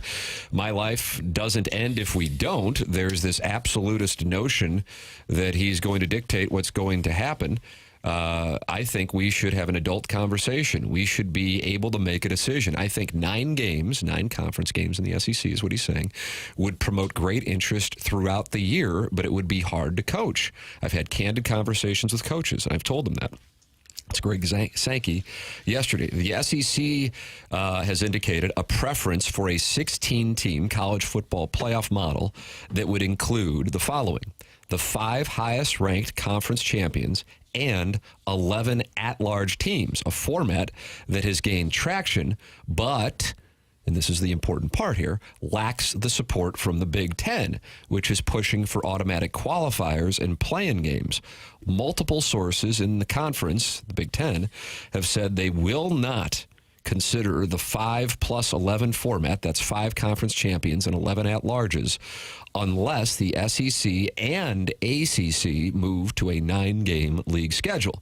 The Big Ten and SEC have the bulk of control over the future format, according to a memorandum of understanding signed by the FBS commissioners and Notre Dame AD Pete Bavacqua. Sankey said that while his membership is interested in moving to 16, he hasn't picked a format and has not abandoned the possibility of a 14-team playoff. So there is the update. That was posted by Heather Dinich just last night on ESPN.com after she sat down with Sankey in Atlanta. Oh, I'm on the side of the Big Ten on this one. I think the SEC and the ACC should play 9 games. It's not just about coach preservation. That's not what the sport's about. If you're making $6 or $7 million a year to coach a team and you're afraid to play one more game because you might lose and you'd be in the hot seat, then coach better. Fair is fair. Well, this is what the people want to see, good games. So why should we let a handful of coaches decide what the nation gets to see? The Big Ten just wants the SEC to have more losses, which gives them a smaller chance to make the playoff. That's from the 636. Well, that's probably true. But if the Big Ten is going to play 9 games, why should everyone else? I think what Greg Sankey, I think we played the audio Tuesday. It was very exciting. He sounded very happy to be at the podium. But he's essentially saying, like, 8 SEC conference games is equal to 9 Big Ten games. Like, would you rather play 9 Big Ten games or 8 SEC games, is what he's saying. Like, it's harder to play. If we played 9, it's going to be considerably rougher harder than playing 9. 9. Right. Certainly in the ACC, that would be the case, yeah. I'm an SEC stan, but I think the 4 automatic qualifiers for the SEC and Big Ten would kill college sports. Just take the top 12 of 16 teams and make strength of schedule matter. That's from Steven Time. Would kill all of college sports, did he say? Maybe a little drastic. I do like the 11 at-larges because then you can really have some embrace debate. You know, a lot of people just screaming at each other. And with the 5 conference champions, you always have a chance. If you win your championship game at the end of the year, you've always got a chance, even if you have, 3 losses or so. But then it still makes, like, what does that mean for conference championship games? It means everything for them. Well, if you're in the conference championship in the Big Ten or SEC, you're likely going to be at least one of the at-large bids. You'd have to think. It'd be kind of crazy for that not to be the case. Yes. For those 2 conferences, you would. Yeah. So for ACC and Big 12, the conference championship might have more value, but SEC and Big 10 still a nothing burger. Oh, shush, Doug, you Big Ten elitist. That's from the 573. Are you a Big Ten elitist? No. Big Ten elitist. Have you ever been called a Big Ten I was a Big 8 elitist. Doug, then you're with the SEC, not the Big Ten. That's from Just Don't Press Push. You've been accused of being both. Okay. that would work. Football needs to separate and leave the other sports alone. It's literally ruining college athletics for every other sport and for actual student athletes who are flying 8 hours to run a 5K against a conference opponent. It's nuts. That is from Arbor Day. That's interesting. I do miss the conferences when they made sense geographically. Yeah, it's a little crazy now. I mean, it's not. It is nuts now. It's absurd now. Well, I love UCLA playing Michigan in football. So when the Pac-12 members started jumping to the Big Ten, I just wish it would have remained football only, like kind of broke away, and the Pac-12 exists for basketball and for track and golf and baseball. Yeah. The fact they had to obliterate the whole thing, I think that sucks. A lot of the coaches, mine included, and this is Alan Dadeville, Georgia fan, talking about Kirby Smart, aren't completely opposed to a ninth SEC game, but they're calling out the playoff committee appearing to prioritize wins, even if they come up against butt asses, which de-incentivizes scheduling another SEC team and creates teams just scheduling soft. That's Al in Dadeville. Yeah, that could be the case where the 3 non-con games are as soft as humanly possible.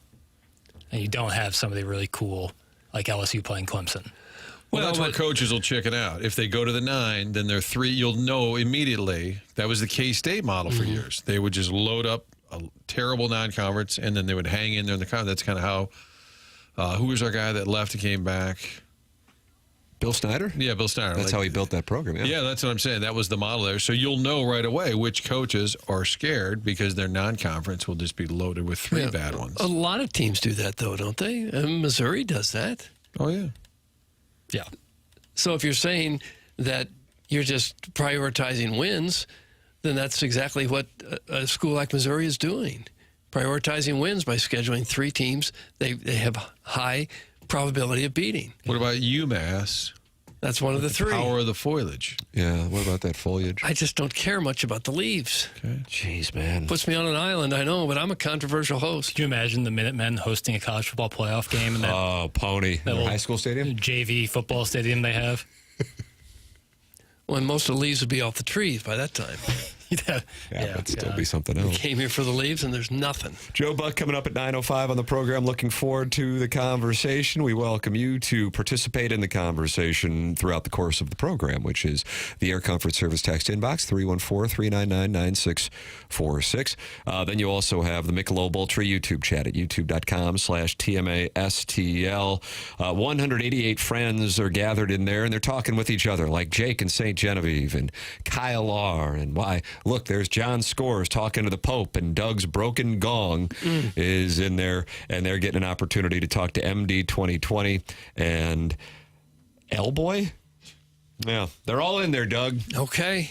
And I'm getting a spam call from Leeds, England. So it's all happening. I'd like to see you answer it. Live on the air. Live on the air? Yeah.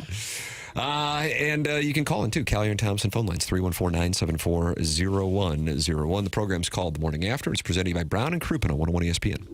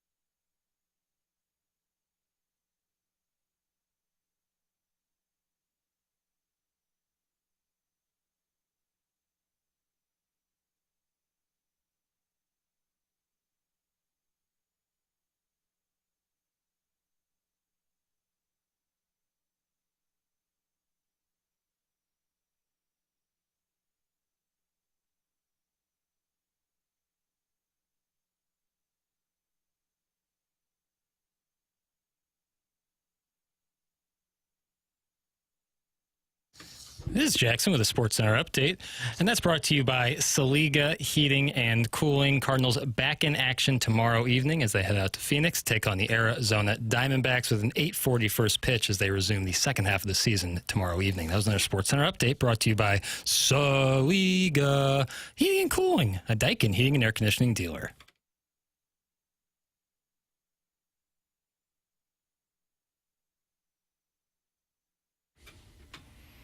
Oh, my. Wow. Why is Jackson doing this to us in the Fisher Window and Door Store 8 o'clock hour? Birthday or banger? Just feels like the vibes. We ever really had a... This is the end of the road? Show's over? We're not going to get to our 21st birthday? No. But this is the jam, isn't it? This is the jam. Yeah. Really haven't had a theme in a while, have we? Well, I played Boy George the other day. That was nice, yeah. It wasn't by accident. Well, I mean, but then it became a thing and a theme. Yeah, well, we dedicated the show to Boy George. Joe Bucks is available now. He must have been listening. He must have been listening and knew we had nothing. What if we had something? Yeah, that's a good question. Thank you. It's TMA. It's 101 ESPN. The program is presented to you by Brown and Crouppen. Tim McKernan, Doug Vaughn, Martin Kilcoyne. Little Jackie Papers playing Boys to Men. And Doug, you might remember that from 1991's Boomerang. I don't remember it now. As Eddie Murphy and Halle Berry had just got done cleaning the dishes, and they began to make out on the couch, and that, of course, was tough because Halle Berry was seeing David Alan Grier at the time, and Eddie Murphy was cucking his good friend. And is he really a good friend if you cuck him? Even if it's for a movie? Is that okay? Is that an acceptable cuck? Call in 314-974-0101. I think we're the only show in the market with the balls to talk about it. Right, I think so. You can also text in if you don't want your voice attached to the opinion, 314-399-9646. And, of course, the Michelob Ultra YouTube chat. Blues schedule just announced yesterday. I'm a banty little root. I was banty during the commercial break with you boys about the Blackhawks game on October 15th being at 8:30 on a effing, Wednesday or Thursday. Throw in the Blues and Blackhawks. You get 2 home games against the Blackhawks, 8:30 p.m. Piss off, eh? Oh. I'm really irritated by this. I get irritated by game times. In Missouri, Alabama, 11 a.m. Plus, I firmly believe there's a strategy behind that as well on the part of the SEC. This is probably a television thing, but 8:30 in October? God bless America. Well, does your son still think they only play 2 periods? The 7-year-old might be starting to get hip to it. The 3-year-old doesn't really. We're not in a conversation level yet. Is that game? Is it a TNT? That Wednesday? I would gather it is. And Jeremy Rutherford writing, it's not necessarily about seeing former players so much as seeing teams, and one of those is the Winnipeg Jets. Doug, that will take place on the 17th of December. Okay. I don't view that as like a vengeance thing. I view it, you never get that back. That's over. They always got you. Mm-hmm. Well, the Titans won the scrimmage of 2000, I believe. That's what I think of when I think of ridiculous vengeance, that they won the scrimmage 9 months after or 8 months after the Rams beat them. And then they played them in the preseason in Nashville, and the fans were all fired up, and I remember they were screaming, "We got you!" And I was like, and Isaac Bruce walking up the field was like laughing. Like, we won the Super Bowl, and you just beat us in August. Got it. Blues open up the season on October 9th against the Minnesota Wild. Then they will immediately head out on the road for 2 in Western Canada, Calgary, for a day game on the 11th and at Vancouver. And then they head home to take on the Blackhawks at 8:30 p.m. That is how the season opens up. Do you think we could get Douglas in here to read the entire schedule? I would love that. And then Winnipeg comes here, and then you try. Better get his act together. That I was voice like that is very so much. distinct. It could have been on the Muppets. Okay, down now. How about that, Doug? Is there any chance it was somebody doing a bit? I don't think so. No. I don't either. I don't think so either. I don't I either. think That makes it even better. I mean, incredible. I think that was legit through and through. The talent in this market. That's a toughie. There's almost not enough radio to hold it all. Yeah. Tim, you want to start a fight club with our 3-year-olds? That's from Mr. Siders, who's usually sideways with Jackson's 7-iron distance. Now he wants to start a fight club.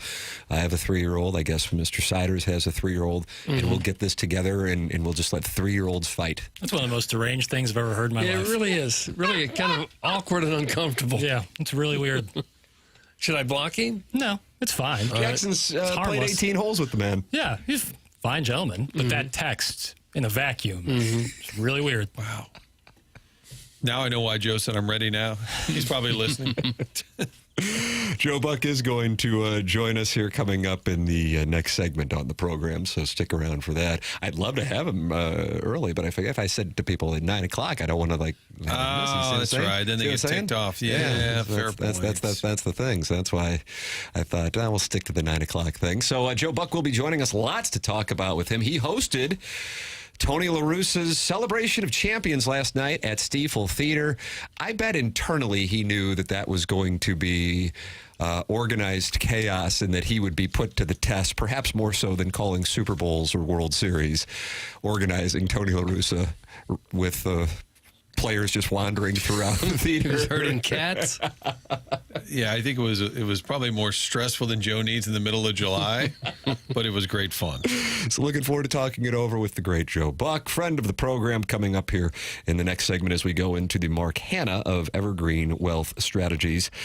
9 o'clock hour. Mark Hanna, a longtime sponsor on this program, just like James Carlton. He's almost been with the program for a decade. I have been a client of his going back to 2019. He is online at carltoninsurance.net. You can call 314-961-4800, and you will be talking to somebody immediately live in St. Louis who is there to help you. The customer service of James Carlton's office is truly what makes it stand out. But then, what does everybody really care about? Saving money. And I don't know how many emails or texts I've received from TMA listeners who make the switch to James Carlton, kind of thought I was just like saying it because it's a commercial, and I understand it. I respect the skepticism. But then you switch, and then he saves you money, and you go, man, you weren't kidding. He's saving me a lot of money. One of the things that they go out of their way to do is be proactive at that office to find ways to save people money. It's good for their business, so that's why they do it. And then it's good for you because you're saving money, so it's good for your business. Go to carltoninsurance.net. It's going to take you a couple minutes. Why not see if you can save thousands of dollars? A couple minutes for $1,000. That's a nice deal. 314-961-4800. Go online at carltoninsurance.net. James Carlton. If your insurance costs a leg and an arm, call James Carlton. State Farm. Joe Buck joining us in the next segment, a matter of moments away here on TMA, presented to you by Brown and Crouppen, 101 ESPN, and the TMA STL YouTube channel.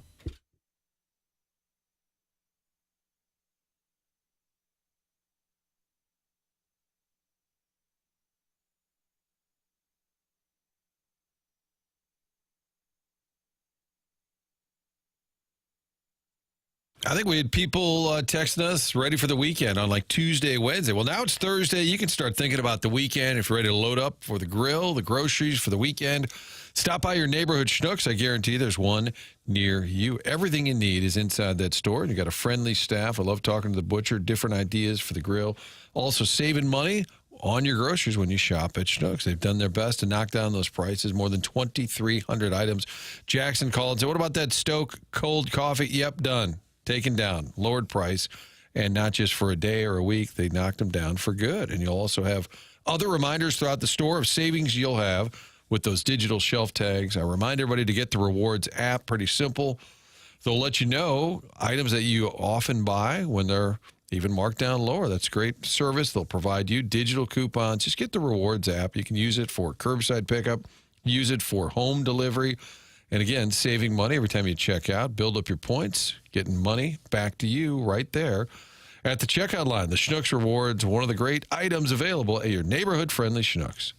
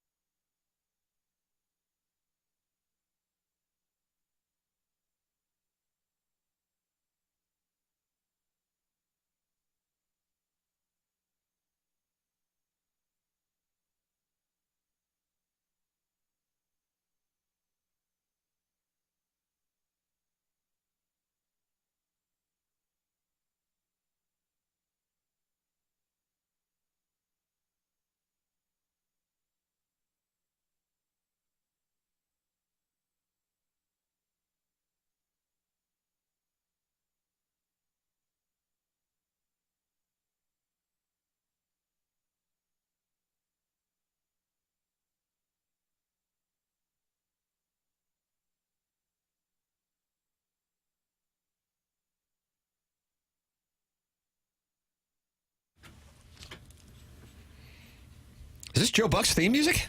For today, it is. Wasn't this Romy? Jim Rome's theme music. Oh, is it? That is a take.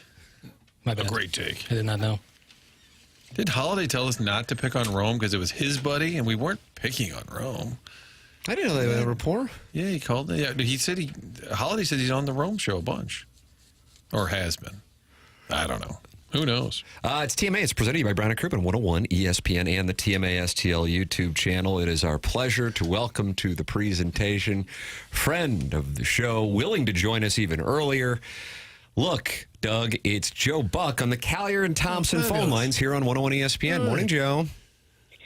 Good morning. That song makes me think of the movie Trainspotting. I thought you might go train spotting there. I looked up a tweet that said, "Now I remember why I bought Train Spotting on Laserdisc. Brilliant. The music is such a huge part of why it's great." That was from Joe Buck in May of 2013. That's why I played it. What do you think about that kind of production quality right there, Joe?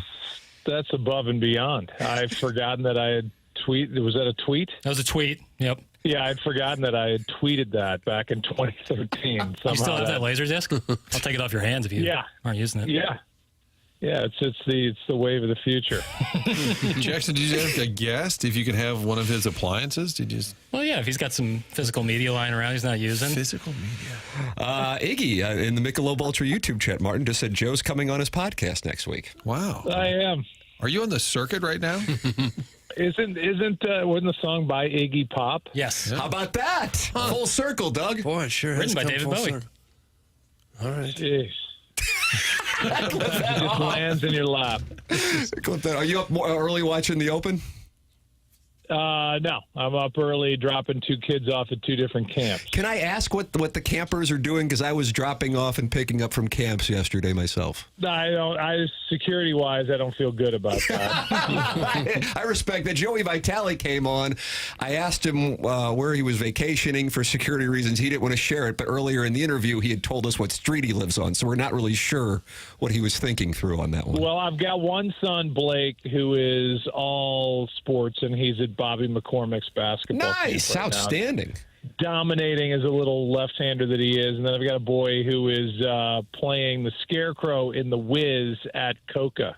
Nice. How about that? Huh. See, I think Tim wanted to know if you had him at Sportscaster Camp. That's what his dad did early on. Yes, he did. Jimmy learned to tease today. Yeah, no, they get enough of that at home. I scrolling through your Instagram, whatever that was, a week or two ago, just doom scrolling as I'm one to do, and then I see the thing with you out there with Blake, and all of a sudden, hello friends. I mean, that was something else. For those not familiar with it, Joe was out with his son playing golf, and he was playing golf with Jim Nance and his son. Oh. And he set up a little Instagram clip, and it wound up. I don't know if that was meant to be public. But eventually, he certainly got public, and it was outstanding.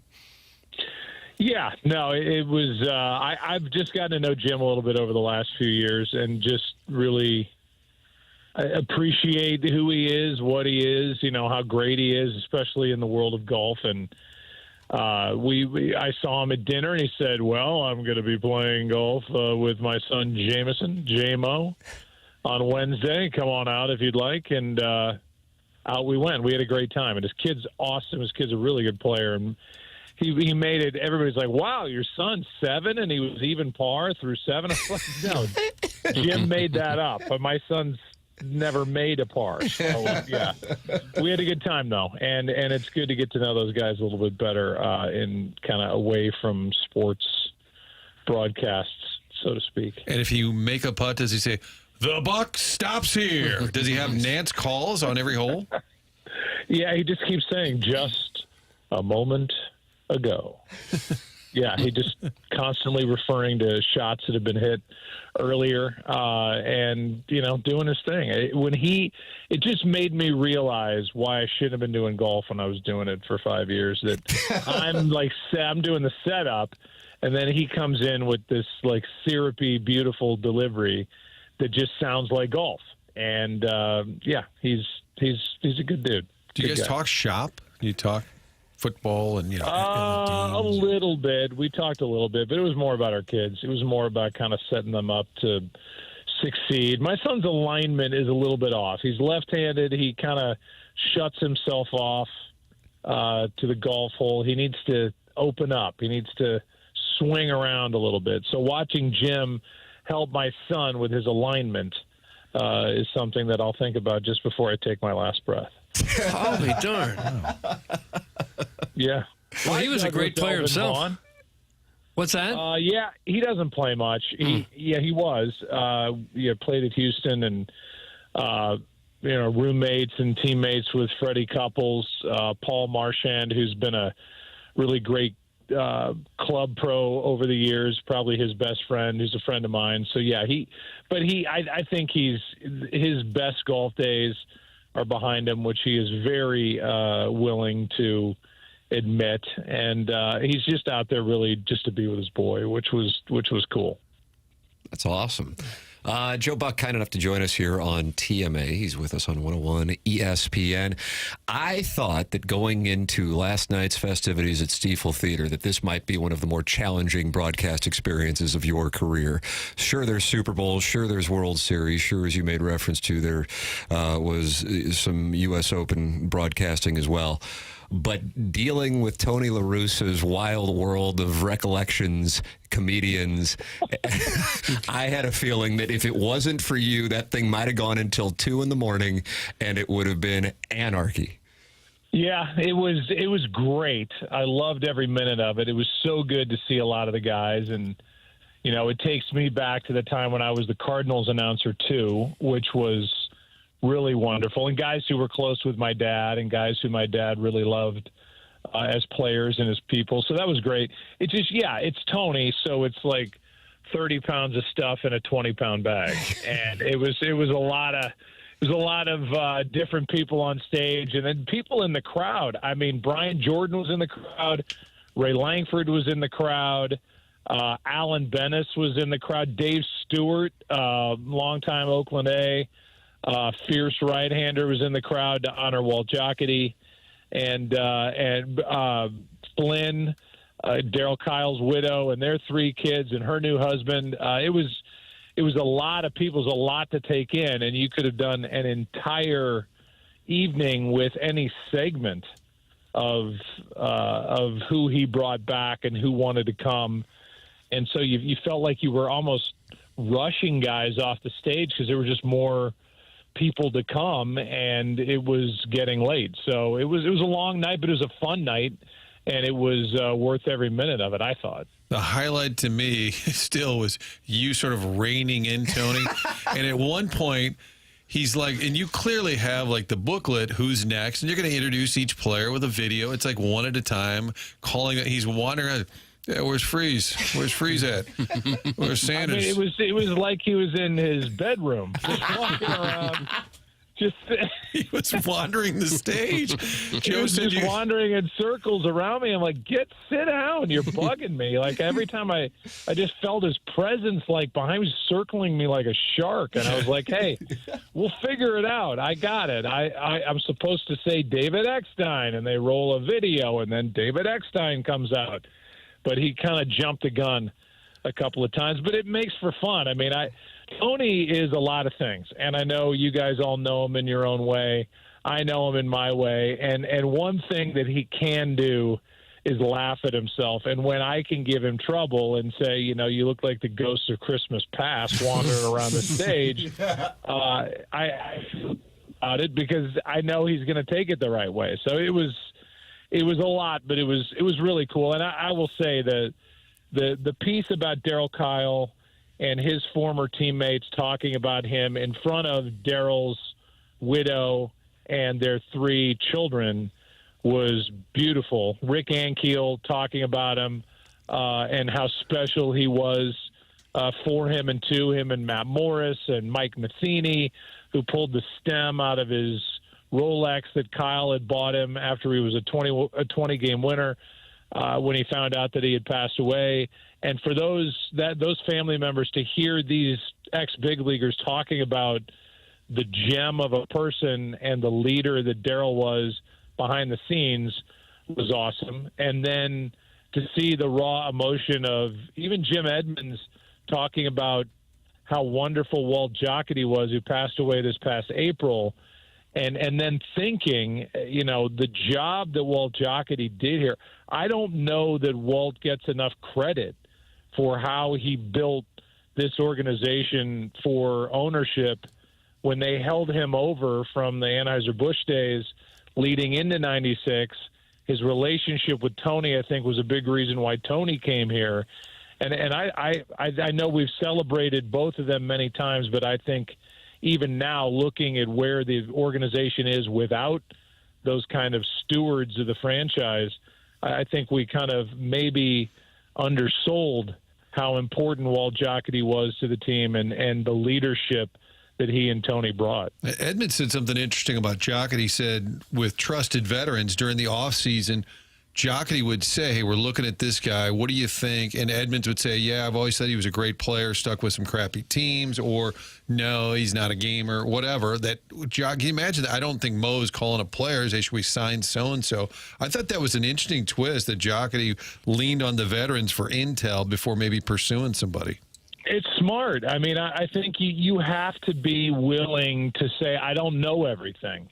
And I think a lot of times players have a real good indication because they're on the field with them or they know teammates of a player or whatever it might be, to go, hey, we're thinking about adding this guy. Does he fit with our culture? Hey, would this arm work in our bullpen? And why not talk to the guys that face these guys? Why not talk to guys that are friends with his teammates and see if he's the right kind of person to add? I agree, Martin. I thought that was glad you brought that up because I don't think that happens a lot in today's analytic-driven world where you're just looking at numbers and spreadsheets and going, this guy's spin rate is amazing. Well, he may not have it in, the heart. He may not have it, wanting the ball. I don't know what the analytics were on Derek Jeter at the end of his career, but if the bases were loaded with 2 out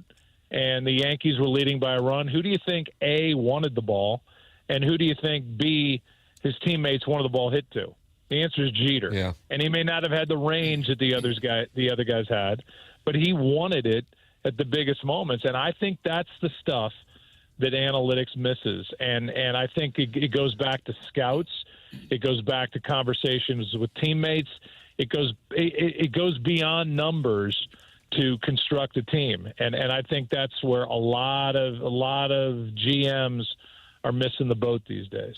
I did wonder if you were laughing internally, as I was, with each player being introduced, that they'd cue some music, and it's Smoke on the Water, certainly, and then it's Purple Haze, and I thought, I've never equated, like, Eckstein with Smoke on the Water, and I said, clearly, Tony dropped off his favorite cassette or 8-track, and, man, play these hits, man, just really get the building going. Like, Jimmy Edmonds walks out, we're going to play Purple Haze. They did. Yeah, and it was Purple Haze, it was Smoke on the Water, and then the thing ends, and it's, we built this city. Yes. We built this city. And, like, we've been listening to, Freedom Rock the entire time, and now we got Starship or whoever sang that thing. Yeah, it had kind of like an all-star game feel, which Joe has called many, and it's a lot of moving parts. Who's pinch hitting, now playing second. But then at the end, I think Joe's like, all right, we're just going to have a swing off. We need to end this, okay? But it was well done by you, and I think it wouldn't have been the same without your humor and knowing the Cardinal history. And all of a sudden, hey, wow, there's Skip Schumacher just sitting there. And then you have a wonderfully poignant presentation by a veteran who was there for Black Hawk Down. And they're like, hey, there's Will Clark just taking a seat in the front row to watch it. The randomness actually worked. It was random, but I agree. And, then you start getting around guys like Will Clark, who was brought in, or Reggie Sanders, who was brought in, and part of that great 2004 team, 2005 team. I think, it makes you remember where this organization was not that long ago, but is obviously nowhere near at the moment. So it was nostalgic, and it was, I thought, at times powerful. It was just kind of heartwarming to see these guys again. To see Matt Morris, I haven't seen Matt Morris, since I was a young guy. And he looks great. He's funny. he told some stories backstage that were just hilarious, stuff that he, I think, wisely did not say on stage. He could have, but stuff he kept to himself or to that small room back there. It was really cool.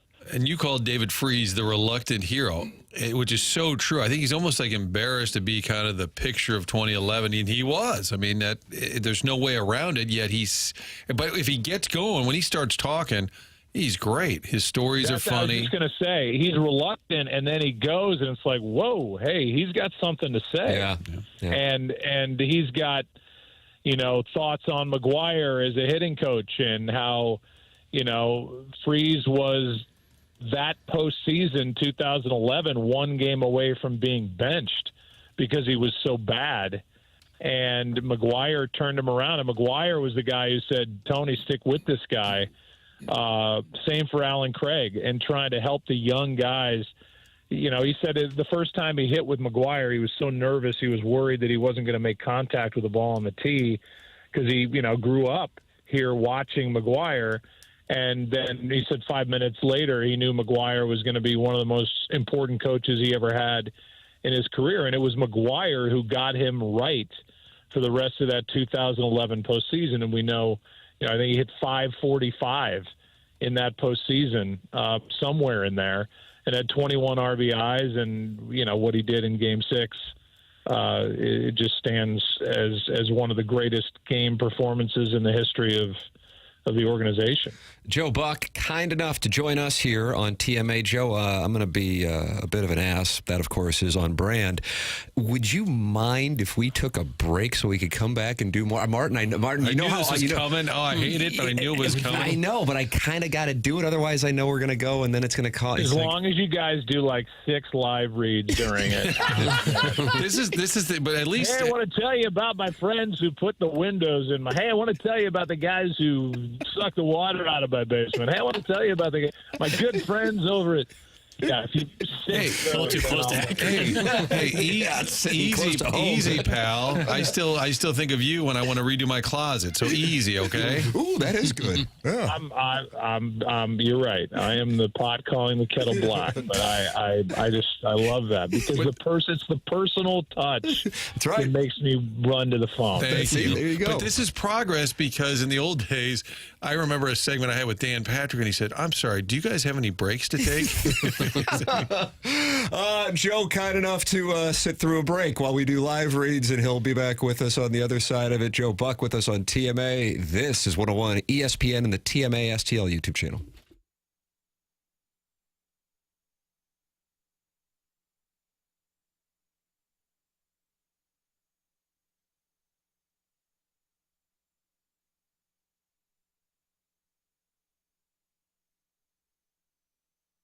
Well, this is for Joe Buck. Let me tell you about my friends at Michael's Flooring online at igotfloored.com. You can go online at igotfloored.com, and right now you can get 3 samples from Proximity Mills, and those are for free. Michael and his family have been operating Michael's Flooring now for over 30 years. It's their business. They are passionate about it, and that's why they have had the success that they have had with 3 St. Louis area locations in Creve Coeur, Dardenne Prairie, and St. Peter's.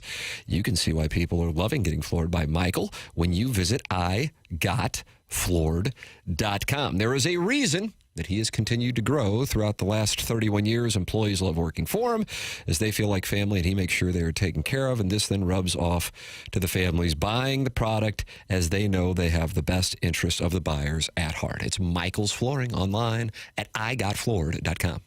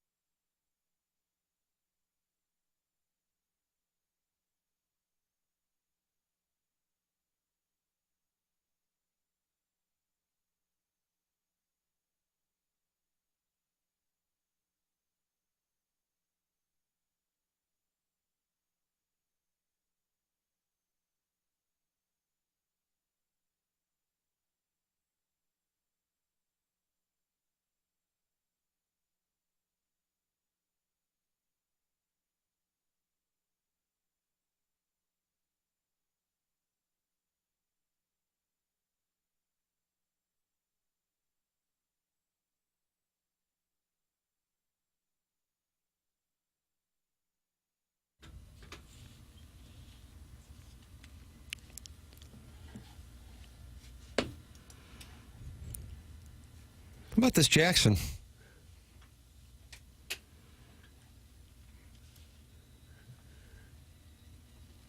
Yeah, we kept Joe Buck hanging on. Oh, wow. I think about a 5-6 minute break, too. Joe Buck with us here on TMA, Marquand Evergreen Wealth Strategies, 9 o'clock hour. The show is presented to you by Brown and Crouppen. Tim McKernan, Doug Vaughn, Martin Kilcoyne with you, and Joe Buck kind enough to sit through the break. What do you think of my Michael's Flooring live read? I give it a solid B+. Yeah, thought B+ was right. That's all you shoot for. I know I made you feel self-conscious about it, which was kind of my only... That's right. You got in my head, and then I blocked one right off the tee. Yeah, I know that feeling. I was just in Tahoe. Yeah, I wanted to ask about that. How'd the Accenture go? The American Century. American Century. What the hell am I thinking of? Yes. American Century. Joe Pavelski won, and Taylor Twellman, the St. Louisan. Jay Delsing was texting me that he hit, 38 greens in regulation in a row or something like that? What the hell? Yeah, he's obviously a tremendous player, and, the athletic genes are strong in that family. Yes. It was fun. I had a great time, played with. I think it kind of comes down in those events to who they put you with every day, and I went from Chase Utley and Shane Victorino on day one. We had a blast. I beat everybody I played with every day, which is all that I kind of hoped for. And my driver sucked, and I made no putts. My irons are the best irons I've ever hit in my life. But the greens, I tip my cap to those guys, like you said, Pavelski.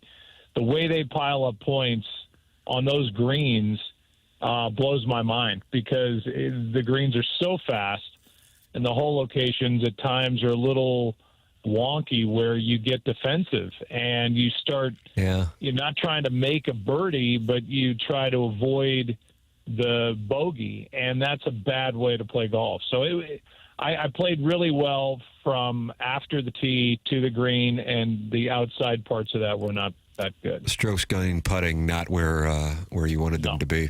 I would imagine that whole weekend has to be one of the best weekends going. It's really good for me. Michelle came out and met me, and we're hanging around, the Kelsey brothers and Sam Darnold and Josh Allen and Aaron Rodgers and guys that we both cover, and you get to sit down and have a drink with them and just talk. And you see them as people. I think more importantly, they see you, as just a guy trying to make a par and have a good time. And I think it helps. It makes our conversations during the regular season a little bit more honest, probably, because I think they can trust you, or at least know they can trust you. And it's great to see Matthew Tkachuk, who's getting married this week, and to see TJ Oshie and his family, and he's retired now and going to move to Minnesota. And it's just good to see a lot of people that I admire athletically and professionally, and see it kind of more relaxed. We've got a question here in the Air Comfort Service text inbox from Mr. Siders, who's been very critical of Jackson's 7-iron distance. Jackson's a 27-year-old strapping lad. Jackson, what's your stock 7-iron carry at this point? About $150 as the crow flies. Okay. Mr. Siders. Notable groan. Yeah. It was like Bud Collins calling tennis. Mr. Siders wants to know, Bud Collins reset. Mr. Siders wants to know how far you hit your stock 7, Joe. Well, out in Tahoe, that was kind of my 195, 200-yard club.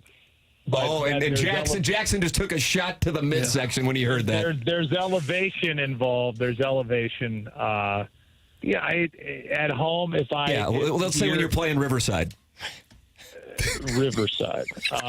When I'm playing Riverside... the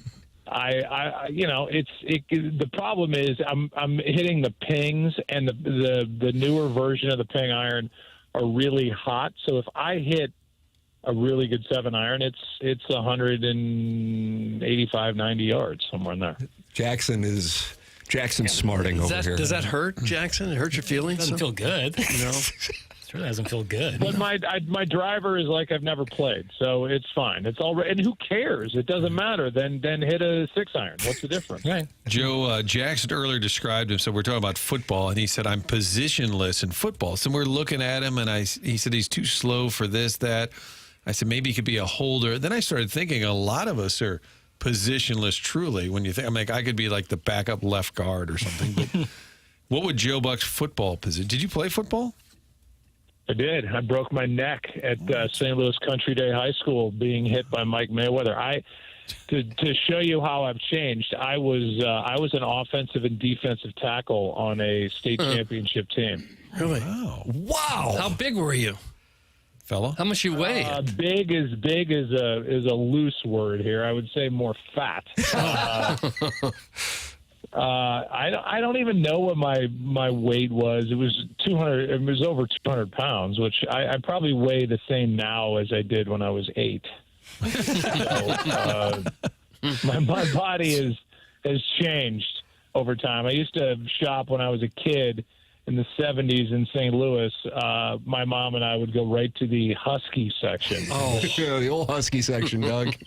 Nothing like being shamed walking into that area. It's like, no, these clothes are not for you. Yours are over there. Yep. Before we had Lane Bryant, we had the Husky section. Very unfortunate. Well, Joe, be proud of the fact you graduated from the Husky section, okay?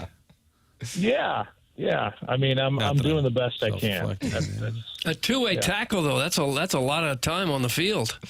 Well, my senior year is when I broke my neck leading into the first game, and I was laying on the ground for about 10 seconds, couldn't get up, finally got up. My coaches, as high school football coaches are wont to do, shamed me into going back into practice because the quote was, "You finally make a good hit, now you're hurt." And so I went back in, played the first game with a broken neck, and then on the following Monday went to see somebody's dad on our team that was a doctor, and he's like, "You're not going to believe this, but your neck's broken," and gave me a collar that every 18-year-old wants to wear around high school, and I never wore it, and it healed, and now here I am. So I was very lucky that nothing worse happened from that. Well, Doug, you always tell people to pull themselves up by the bootstrap. Would you have said that, Doug? You told a kid with a broken neck, "Get back out there, you sissy." Well, I think if your teammates need you, broken neck or not, you got to limp out there and that's the rule. Lead with your head. The most disappointing thing was when I came back from the doctor's office and told our coach, the legendary Ron Holtman, at Country Day, and I thought this was going to be this big moment where he's like, "Oh my God, are you okay? I can't believe you played last week." Blah blah blah, and he just kind of went, "Huh," and then blew the whistle and continued. It was it wasn't the moving moment you were anticipating. No, it was not. It was not like like a Lifetime movie. That was it. Joe Buck, our guest here on TMA 101 ESPN. Let's get your opinion on a couple of local topics here. The Cardinal trade deadline is coming up in a couple of weeks. Well, you're a fan, no question about you being a fan. What would you like to see the organization do as they're kind of flirting with the wild card and decent way back against the Cubs in the Central? What would you like to see them do? My answer is going to make Doug Vaughn mad. No. Yeah. What? If it's not nailed down and you can trade the person for future assets, trade. This team is not, in my opinion, is in no way, shape, or form built to win. You got to figure out what the goal is. If the goal is to win a World Series, which I think was always the goal, I personally do not see this team equipped or even close to being equipped to winning long 7-game, best of 7-game series in the postseason if you were to get in and if you were to get past the first couple of rounds. So I think it's if you're doing this change and transformation, be honest with yourself and say we're not good enough. And if you can trade veterans or free agents to be that may close games, and you could get somebody for them that could help you in the future, do it. And it's time to go. It's time to rebuild. It's time to be all in on that and not kid yourself or think you're fooling fans by, staying in it. Because, again, what's the goal? Is the goal to win the World Series, or is the goal to have a home playoff game? And if it's the latter, then stay in it. Then don't trade. But if the goal is ultimately what it should be, in my opinion, and it's harder now, it is a lot harder now in Major League Baseball to compete with the Dodgers, to compete with the Phillies, the Braves, the Mets, the Yankees, the Red Sox. I am not saying it's not, but I think you have to put your eyes on the future, and then you get into the weirdness of the holdover general manager, the guy making the decisions, and then this general manager in waiting. And, there seems to be a conflict of interest there as far as I see it.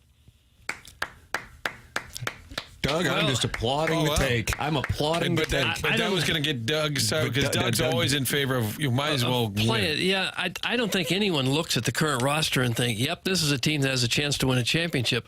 I just don't know who you can trade right now because of contracts and whatnot, who you can trade that's going to bring you players in this direction that's going to get you closer to that. I'm not saying you're going to get, blue chip prospects but again, from Ryan Helsley to other players on the roster, I don't know what you could get for Arenado at this point. I don't know that narrative has changed much since the offseason, but I would sure try. And try to start moving some of these pieces and start figuring out, you need a right-handed hitting outfielder. I know that. Guys that you counted on to take the next step. You have to be able to scout, draft, develop to compete. And the guys that they've scouted, drafted, and developed really haven't panned out. Thankfully there's going to be a change at the top. And they're going to go in a different direction. They say they're going to spend money on the HVAC, which is the minor league system, and put money back into that, which is not going to excite fans. And I don't know how that ever fell apart when you're not fishing in the pond with the big free agents, but it did by their own admission, and it's just not good enough. So you got to figure it out, and you got to go for it. Like the Blues do. I think the Blues and what they've done and the creative ways they've made their roster better over the last couple of years, including this past offseason, I think, is a blueprint for how to do it and how to be honest with fans, and they could take a page out of their playbook. I'm sure they're really concerned about how the attendance has fallen way off. And if you trade away everybody now when you're a game and a half out of the wild card spot, and you're going for younger players, and you might not be a contender, you might not be this close to the playoffs in another 2 or 3 years. That has to be a factor in how they approach things, wouldn't you think? I don't know that it's going to make that big of a significant difference at this point. I think, again, you got to figure out what's the goal. The goal is to win a World Series, as far as I remember. and if that's not the goal, and I agree with you. If it's about Gates and if it's about keeping people in the ballpark, because you're a game and a half out of the wild card, then I'm not telling them how to run their business, but I think you have to be adult about it and honest with yourselves and go, this is another opportunity to get younger and hopefully get better and scout other teams and other team systems and see what you can get for some of these guys, because the way this team's constructed right now, it's not good enough to win, in my opinion. I share the opinion, and I would love to see them do it. My fear is that it will be one of those, we'll make a little move here and a little move there, and the path will continue to be unclear, as has been the case for most of the last decade. Joe Buck, kind enough to join us here on TMA 101 ESPN. He's with us on the Collier and Thompson phone lines. You can watch the conversation at youtube.com/TMASTL. You made the comparison with the Blues and the way they have done things. I have been talking about that contrast over the last few years. The Blues always seem to get it right. But over the last week, I don't recall the Blues getting more criticism for anything off the ice than what has been taking place since the announcement of John Kelly not returning as the television voice as the Blues go to a simulcast. There is really intense backlash from a healthy percentage of the Blues fan base. You, of course, know the Kelly family well. Your father and the relationship goes back decades with the Kelly family. What is your thought on that move, Joe? They deserve the criticism. It makes no sense. But I don't know the inner workings of it. And it has more than zero to do with Chris Kerber and Joey Vitale. They are phenomenal. And Kerber blows me away with how good he is on radio hockey play-by-play. I cannot imagine doing anything more difficult than radio hockey play-by-play. So set that miles aside.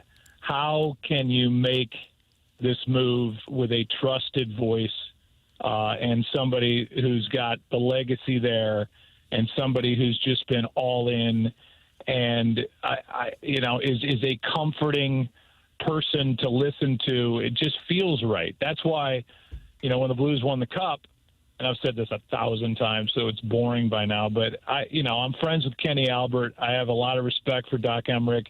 But when these guys are calling playoff games and it's not my guys, who were John Kelly and Darren Pang, it just doesn't sound the same. And that's the stuff I suffered when I did baseball nationally. And it's like, if you're a Giants fan, you want to hear Kuiper and Kruko. You don't want to hear Buck and McCarver. And I get that. You want the voices telling you about the game that you feel like they're on your side. And you always knew where John stood. You always knew where his heart was. I don't get it. I'm sure there are reasons for it. I haven't read a ton about the reasons for it, but I do not understand it, and it's disappointing. How about that? There you go. Well, and I think the timing, too, in the industry, if you're going to do it, you give them as much heads up as you can. And there was some indication, direct indication given to him, hey, we're working on your contract. He's like, oh, okay, fine. Yeah, within the last, 6 weeks? And you're 21 years in, you're like, okay, that's cool. They'll get back to me. We'll dot the I's, cross the T's. And it's amazing to me because, and I've ranted enough about it on radio and TV, and I said, John and I are not even buddies. This is not Martin sticking up for his friend. It's amazing to me that they get so many things right. And then they just talked about the new uniform. Oh, nostalgia, links to the past. You can't have a stronger link to the past than Dan Kelly. And somebody told me that was said in the building, are we sure the guy's dad's name is on the press box? That's a big one. So I'm just surprised because they're usually not tone deaf. And again, it's exactly that's the thing. Right. It's their business. And, there's money being, saved probably here or there. There's a lot of stuff that affects them that doesn't affect me at home. And in some sense, all right, it's none of your business. But I would say I was just shocked by it. That's my that's exactly how I feel. And it feels like you threw a guy out that we all knew where he stood. We knew his dedication to the organization. We knew, what it means to his family. And, I'm Jack Buck's son. So, I mean, I'm the last person who should be talking about any of that stuff. But just forget the Dan Kelly part.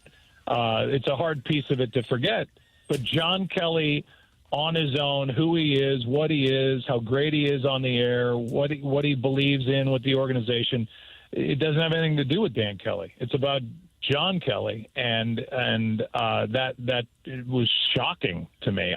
When I was at the Tahoe event, I was at a table with Matthew Tkachuk and TJ Oshie that night having dinner, and told them that had happened, and they were both shocked, beyond shocked. Man. Yeah, he's as good as it gets in doing TV hockey. I don't think I've ever heard him miss a big play or garble someone's name or a word. He's just fantastically, technologically. Yeah, and when he says, thank you, it's emotional to him because he cares so much, and he's great at what he does. So, I mean, I can't say it 17 different ways. It's just stunning and disappointing to me. I'm sure there's reasons. And you guys have Chris Zimmerman on, somebody I really respect, but I don't. This is one that I just don't understand at all. And for the record, I did reach out. We offered him the chance to come on because we had Kerber in studio Monday, and slightly awkward because he's the guy replacing John, and I just stated my feelings, and then people say, "Oh, it's not Kerber's fault." And he does carry the title Director of Broadcasting. Kerber does, so that has to be kept in mind. But it wasn't his call. So I did, in fairness, ask Zimmerman to come on, and they said there was really nothing left. He had talked to Jeremy Rutherford. He had talked to Matthew DeFranks. They said, other than those comments, nothing much to add. Kind of what Joe's thinking right now. And what else do you want me to say? I got kids at camp that I need to pick up.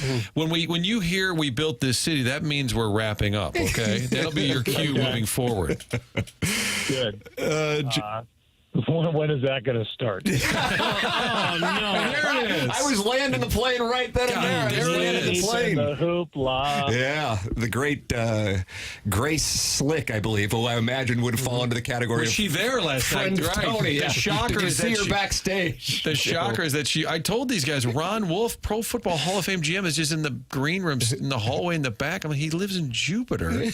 He's at Stiefel on a Wednesday night. And even at the end, on a serious note, Tony's like, yeah, Sue, Joey, Walt's family. And Joe's like, wait a minute, Jockety's family is sitting here. It was just like... I had no idea. I would have entered. We're talking about, Walt, and, I had no idea they were in the front row. You can't see up there. And so all of a sudden it's like, oh, my God, there's Sue. And, it was that had to mean a lot to listen to those guys and Tony talk about Walt, just to bring this full circle. And for Joey and Ashley, or he probably goes by Joe now, but I know him as Joey and Ashley, hearing about their dad, he was as good as they come, and funny guy. God, I used to sit with him on the team charters and laugh, and he just was a good man. And again, I do not think gets enough credit for what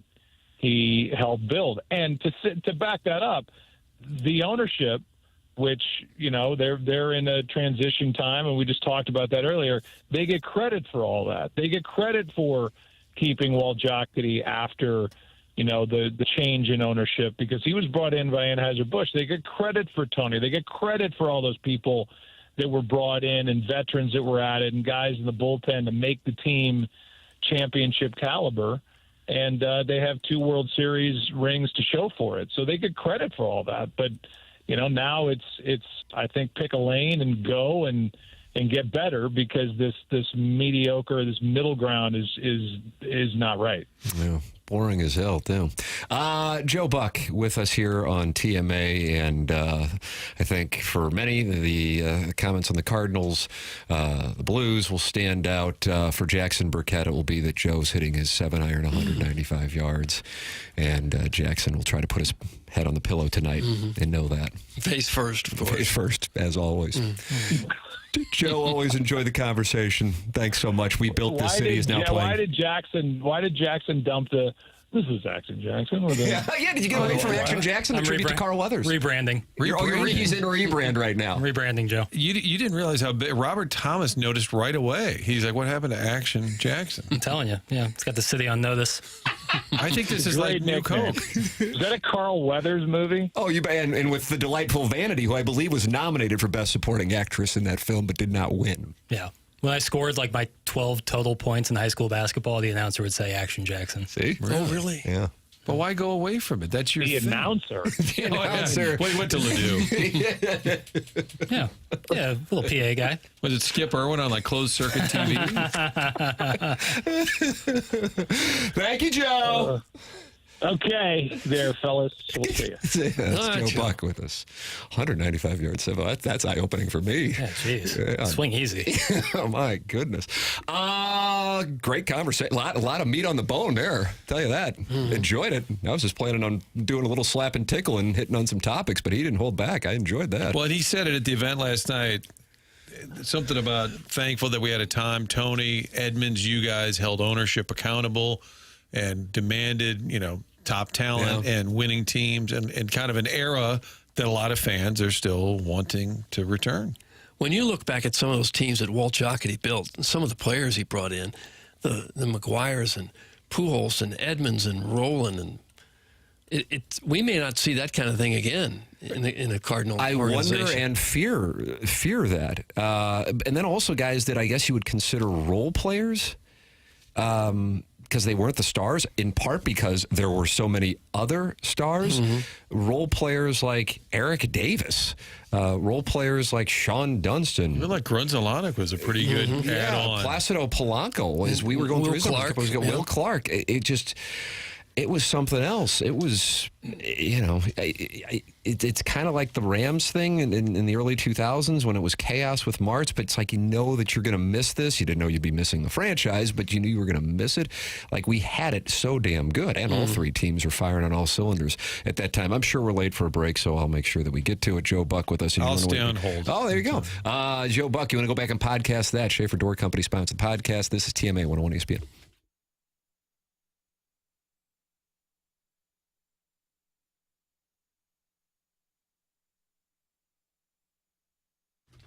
Universal Windows Direct has an opportunity for you to improve the look and the feel of your home this summer. That's right, not just the look and feel, but also save you money. Owning a home is one of the best investments you can make, but keeping it comfortable, energy efficient, and looking great, that takes a little extra work. And if you got drafty old windows, you know exactly what I mean. But this summer, Universal Windows Direct is making it easy to finally tackle that project with an offer you can't pass up. Right now, you get to choose your offer. Pick the one that works best for you. Payments as low as $99 a month or 12 months with no payments and no interest. Seriously, upgrade your home now and relax until next year. I always say it. I trust Universal Windows Direct because they make it easy. Their team handles everything. The install is fast and professional, and you can feel the difference right away. So if you want to take care of your home the smart way this summer, don't wait. Call 314-334-2522 or go to universalwindowsdirect.com to schedule your free in-home estimate today and choose the payment plan that's right for you. Trust me, once you get those new windows in, you'll walk around saying, I love my windows.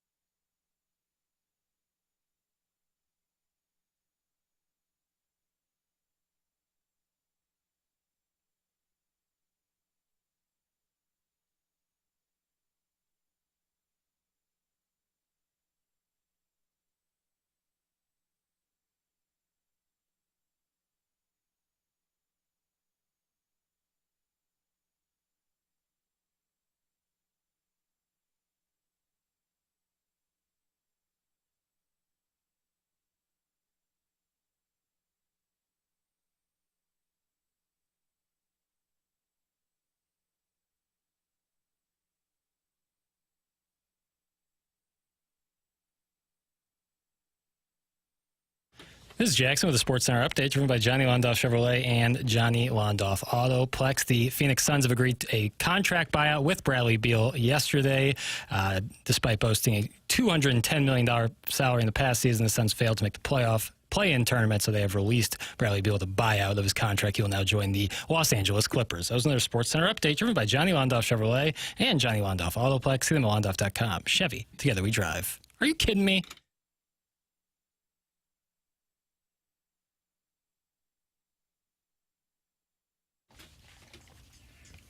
TMA 101 ESPN, Tim McKernan, Doug Vaughn, Martin Kilcoyne, Little Jackie Papers, love that Rascal Puff, and he's in the middle of a rebrand now, Doug. He is no longer going by Action Jackson as Joe Buck.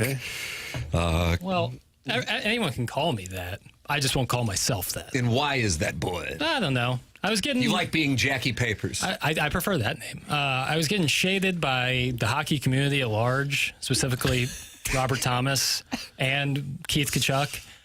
So I thought probably best to move off that. Okay. But maybe I'll bring it back for hockey season for those maybe guys. so. Okay. I think they like giving you shade.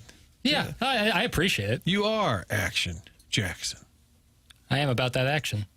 It's TMA 101 ESPN. It's 10 o'clock, but Martin is still here. The reaction to what Joe had to say, I take your pick of what the highlight is, but I enjoyed the hell out of it.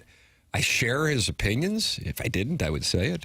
But I think coming from somebody like him, specifically on the two topics of the Cardinals and whatever the direction is, and I don't really think there is one at the moment, and the Blues and the handling of the John Kelly situation, that carries a hell of a lot more weight than anybody else in town saying it. So tip of the cap to him for saying it. Yeah, because he easily could have said, I don't know, it's not my thing. I love John, but I'm not involved. I think he was, like many of us, just shocked and thought it was wrong, and I'm glad he said it. For the purpose of, Martin, you enjoy logistics. The way I wanted to handle it, people, getting some behind the scenes here, I texted Joe while I guess we were going to him to ask if it was cool to ask about the John Kelly thing, because I don't want to get into that because that's an awkward spot, and I respect it. And then I asked you boys during a break because Joe hadn't responded yet. I said, what do you think? And you're like, I would ask, but I would make sure that you ask him in advance, which is what I had done. And then he responded, yeah, he was good to talk about it. So I appreciate that. And that's the thing about that particular topic is, if it were the Cardinals, and I don't want to portray the Cardinals as like the Pirates or something like that, but the Cardinals have had these self-inflicted missteps going back now for a few years. I don't know why, but tone deaf would be the term I would use. Whereas the Blues are the antithesis. They always get it right. They get it right so much so that they do things that you weren't even thinking is a possibility of getting right. For example, the one I always go back to is when they retired Bobby Plager's number, and I believe that was generous executive Mike Caruso. He was involved in that decision to have Barkley's number come down at the same time during that ceremony, but so many different things. And so the tone deafness of the Kelly thing, and I do like this, because I haven't talked about it. I was on vacation when this went down. I feel like the vast majority of the fan base is not holding Chris Kerber, Joey Vitale responsible for it, like taking out their ire on them. They didn't do anything. They got the gig. You can be mad at them, I guess, but your anger would be displaced.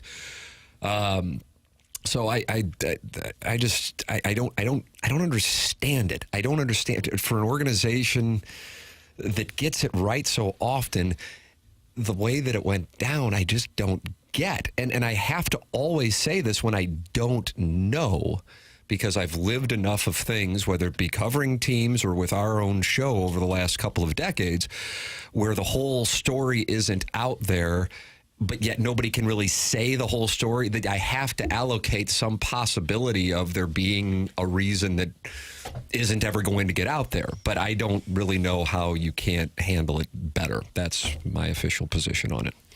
It's been my experience is if you can't understand why something like this happened, it's probably money. And I'm thinking somewhere along the line, somebody decided they got to save some money somewhere. the piece of that to me doesn't make sense, and we could probably do 2 hours on this because I do love. Well, people are talking about it. No, I know, but I'm saying I can't give a short answer on it. But I think, but I think it's good because you have some insight onto this that I don't know if the public is aware of. Yeah, I think. I mean, you get into all the logistics of it, but FanDuel, formerly Fox Midwest, always paid the announcers, and then Blues Cardinals, the team paid the radio people. So the radio employees work for the team, got paid by the team. FanDuel, part of the contract, they paid the announcers. So that's why I was like, well, what do the Blues care? And the Blues have talked about, behind closed doors, about a simulcast model for years, several years. And Darren Pank said a few years ago, they won't talk about a simulcast. It's been talked about. So that's not new. But the simulcast idea, to pretty good understanding of mine, is that's the Blues' desire. And FanDuel pays the TV guys. And depending on who you talk to now, FanDuel is like, hey, listen, and they told John Kelly 2 months ago. And now they've had a management change in the last 6 months at FanDuel, so it's been a changing time there, which timing's probably a little awkward, but somebody with FanDuel told John Kelly 2 months ago, hey, we're working on your deal. We know it's up, da-da-da. And then you get a call on vacation on a Zoom, and they say, hey, John, he's, hey, what's going on? Okay, we're going to let you go. He's like, you would be blindsided as well. And it happens, and I've said this repeatedly, but if it's Bob Smith, who moved his whole family from Wyoming 5 years ago to be the Blues, and now it's like, oh, that kind of sucks. This is so different than that. There's just so many other layers to it. With the Blues' love of nostalgia and being kind of the feel-good organization, I just am shocked that they're comfortable doing that to somebody that'd been there 21 years and done a pretty damn good job. Right. And nobody's saying, oh, he's the next Dan Kelly. There will never be another Dan Kelly. But that's 40-plus years of one family calling your games. And I think the way they handled it was wrong. Now, is there a proper way to do it? Hey, we really want to go to a simulcast. It's our business. It makes sense. Do you say, hey, after next year, when your deal's up, then you got somebody working there who's probably kind of bitter for a year, so that may be awkward. Or you say, hey, we're going to buy you out. We're paying you for a year, but you've got plenty of time to look. Are there other jobs open? I just don't think 2 months after a season ended, after being led on, you say, sorry, you're out. I just can't believe that's how you're going to do business. So this is my opinion on these kinds of situations, which, as you said, do happen. That you got it. Now, it depends also. It's case by case. 9 out of 10 times, if somebody is in this position, they are going to be, I guess, for lack of a better term, sane. But occasionally in our industry, you don't have it. And so you got to be careful with those ones. John Kelly would fall under the category of obviously sane and say, John, this is the situation that we have. This is what we've got going on. We respect you and we respect your family. This is the decision we've got to make. We would like to allow you to orchestrate it how you see fit and have him be a part of the conversation in the way that it is presented to the public. I think it's the right thing to do by the broadcaster, but I also think it benefits the organization in the manner with which it's handled, and so the fan base doesn't have that kind of reaction that they are for an organization that's had damn near 90 to 100% approval rating since it won the Stanley Cup. And I think this, and I take this beyond just John Kelly in our industry. But I understand oftentimes that the deal is, well, we can't risk them saying something or it getting out. So it's not that it's without a downside. It is a really difficult thing to navigate. But again, it's a case-by-case thing with who you're dealing with. And when you're talking about somebody like that, he's not going to go rogue and go on Twitter and do the woe is me thing, and have a campaign orchestrated to try to get his job back. I don't believe anyway. So, that's what I think is, because something, you got to make moves. I understand that. That's the business. But I think what people have an issue with is the way with which it went down.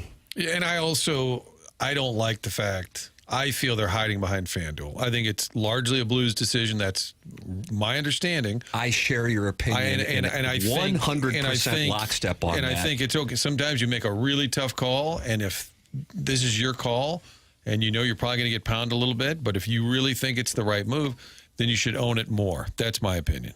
own it more. Instead of FanDuel this. You're the Blues. People saying, well, it's not their call. FanDuel is. I'm surprised people are even thinking that, as if the Blues would just have to be the cucks at the Davenport to go, yeah, we'll take whoever you throw us, Norby. Right. F that. Come on, people are too smart for that BS. Name a team that would say, oh, wow, really? You're giving us the boom goes the dynamite guy to call our games? Well, I guess we have no say. Well, we're just a team. Insulting to people's intelligence. Correct. That to me is nauseating. Yes, I agree with you. That to me, and again, I think there's probably a lot of reasons it makes sense moving forward, changing economy, streaming rights, but they have a FanDuel deal for, I think, this year, and then after that, who knows? Mm-hmm. So I don't know why there was the need to do it this year. Again, it's their business, but it's a product that's driven by fan reaction, fan, energy, and on this one, I think it's largely been thumbs down. I mean, I don't know what the number would be, but it's hugely. They had to know that they were going to face some backlash with this. And it's hard to imagine how this makes a broadcast better. How does it make it any better that the guy who's going to make a radio call is now doing the TV call as well? I can see how it saves them a lot of money. I can't see how it makes it better. That's why I think there's got to be some sort of monetary reason behind it. And so, again, logistics. So now, if the Blues pay the radio guys and FanDuel pays the TV guys, and if you shift the simulcast, well, it's a TV broadcast, then I guess you don't pay the radio guys anymore. So you could save money in that sense. But again, it's a franchise valued at $1 billion. Now, is it worth $1 billion? Probably because somebody would pay it. Somebody would buy it. Do their books reflect $1 billion business? Probably not. Do they, make payroll and pay all their bills? Sure. Are they swimming in money down there? Probably not. And with the cap going up, money's going to be tighter. But you're still $1 billion franchise. You stay at the Ritz. In the big picture, this 1 year salary, whatever, is small potatoes. Yeah, it's a weird, but that's a real thing, because obviously one of the talking points on this topic is the money element of it. And I mean, that's the game. It's a game in any business. I realize there are feelings attached to this, but when you're talking about the dollars, you're talking about, it isn't, from my standpoint, I wouldn't think it's all that significant. I guess it's real easy. I've been using this phrase going back to the film The Girl Next Door. Is the juice worth the squeeze? And it's not even remotely close to it. So that's why I just keep going, there must be something we don't know. I don't know. And in a way, I feel bad. The thing that I keep going back to, though, because candidly, I'll just be real blunt about it, we experienced it. I mean, that's the truth. And people are mad at us. Well, we didn't do anything. They wanted us here. I don't know. Sorry, show's been on for 21 years. It's been successful. I don't really have to apologize for that. You might not like it, but the track record's there at this point. But we didn't do it, and we're catching a bunch of hell from people. Okay, fine. Well, good that people aren't giving crap to Chris Kerber and Joey Vitale. They might prefer John Kelly, but hey, they're not like mad at Chris Kerber, mad at Joey Vitale, and I'm glad for that. And just for the purpose of just being real transparent, that was our life experience 9 months ago. And I said that out of the gate on Friday. Hey, people are going to say, hey, well, you hopped on Carricker's show. You're a hypocrite. I'm like, as if we went and said to Hubbard, put us on here. I mean, hey, that's what they wanted. And I would say all of these nitwitting around on HD2. Martin was on KTRS. We were doing just fine. And I would say all of this to Chris Zimmerman or Steve Chapman, who's one of the executives down there, to Tom Stillman. I had a long phone call with Chris Kerber after he was in here in the studio and talked about it. But I have no problem. And you could still like or respect Chris Zimmerman and say, wow, you got this one wrong. And I have no problem doing that. And he could say to me, it's none of your business. I'd say, fair enough. But I think you got it wrong. I know we have to break, and so therefore we shall do so. We welcome your thoughts on the topic, 314-399-9646. It's TMA, presented by Brown & Crouppen on 101 ESPN.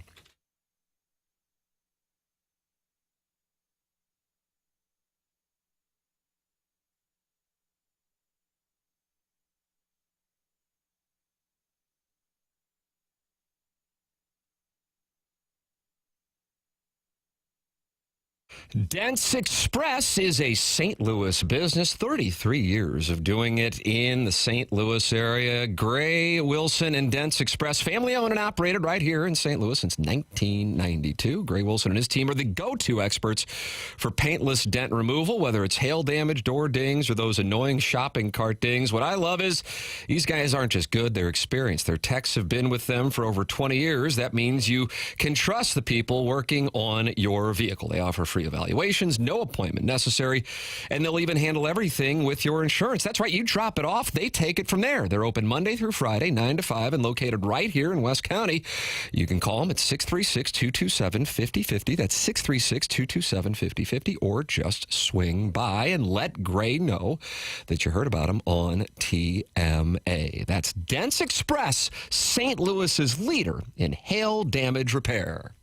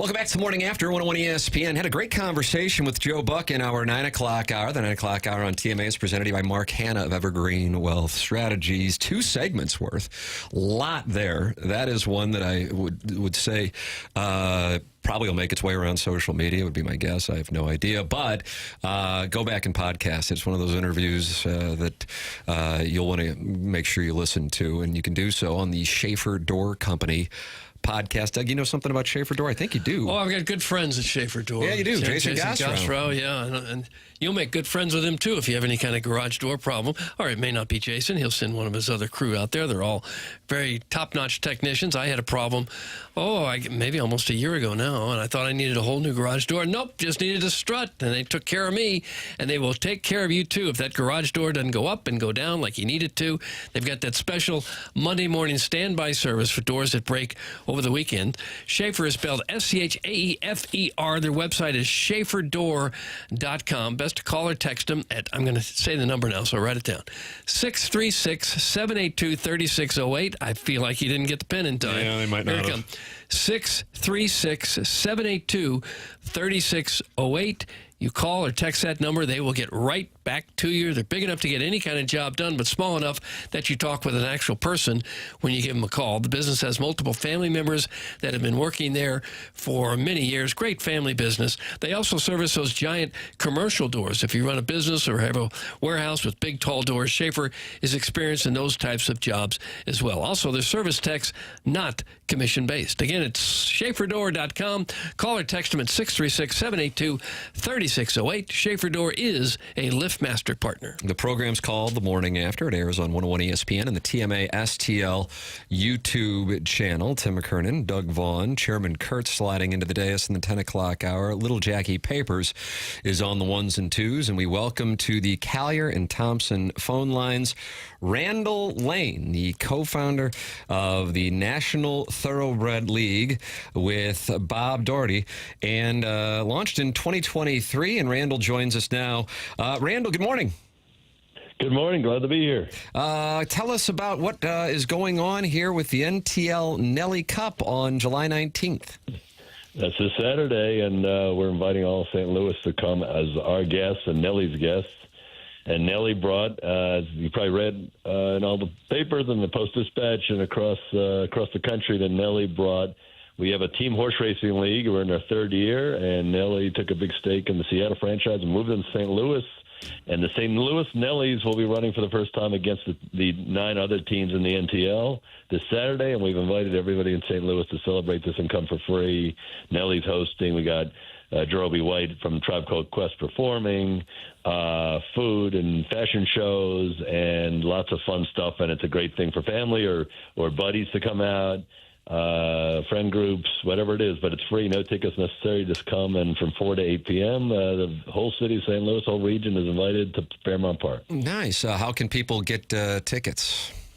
That's why you get tickets to just come. We're going to make it just, ticketless to make it really easy for folks. Now, How about that, Doug? Just showing up. How about that? We like free. How about that? Yeah, free. Free is good. If it's free, as we said in college, if it's free, it's for me. There you go. How do you gamble on that when it's team horse racing? How would you bet on that? You still every race, and we have 3 NTL races, and there'll be 8 races across the day. You could bet like you regularly do, but because each horse is running for a team, we make it more simple. You could just bet on Nelly's team, and you'll see which horses are running for the Nellies. And we're trying to simplify betting, make it more like regular sports betting, and so that way, again, it's horse racing can be very thoroughbred racing. You look at the daily racing form; it looks very intimidating and confusing. We're trying to make it a lot easier, a lot more fun. We have a VIP. If people want to come, there's a VIP room with food and drinks, and people can get tickets online at ntl.racing. But we got something for everyone. You can bet on it easy. You can come and enjoy yourself. You can come for free. You can pay $99 and have a buffet and drinks and hang out with all the fancy people. Dealer's choice.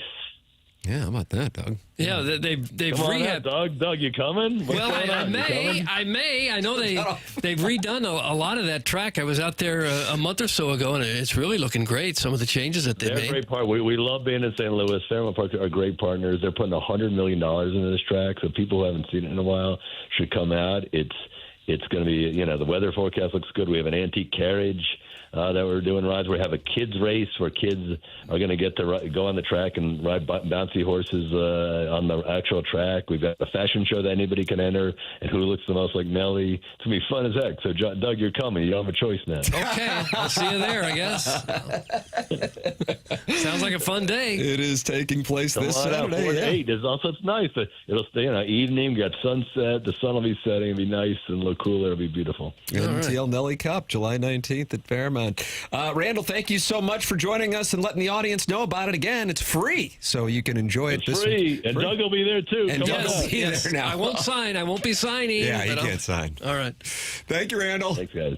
It's Randall Lane with us here, giving us the background on what is taking place at the NTL Nelly Cup on July 19th. You can email in the morning after at InsideSTL.com for our design, air, heating, and cooling email. That comes your way at about 10:45, 10:50. This is TMA 101 ESPN.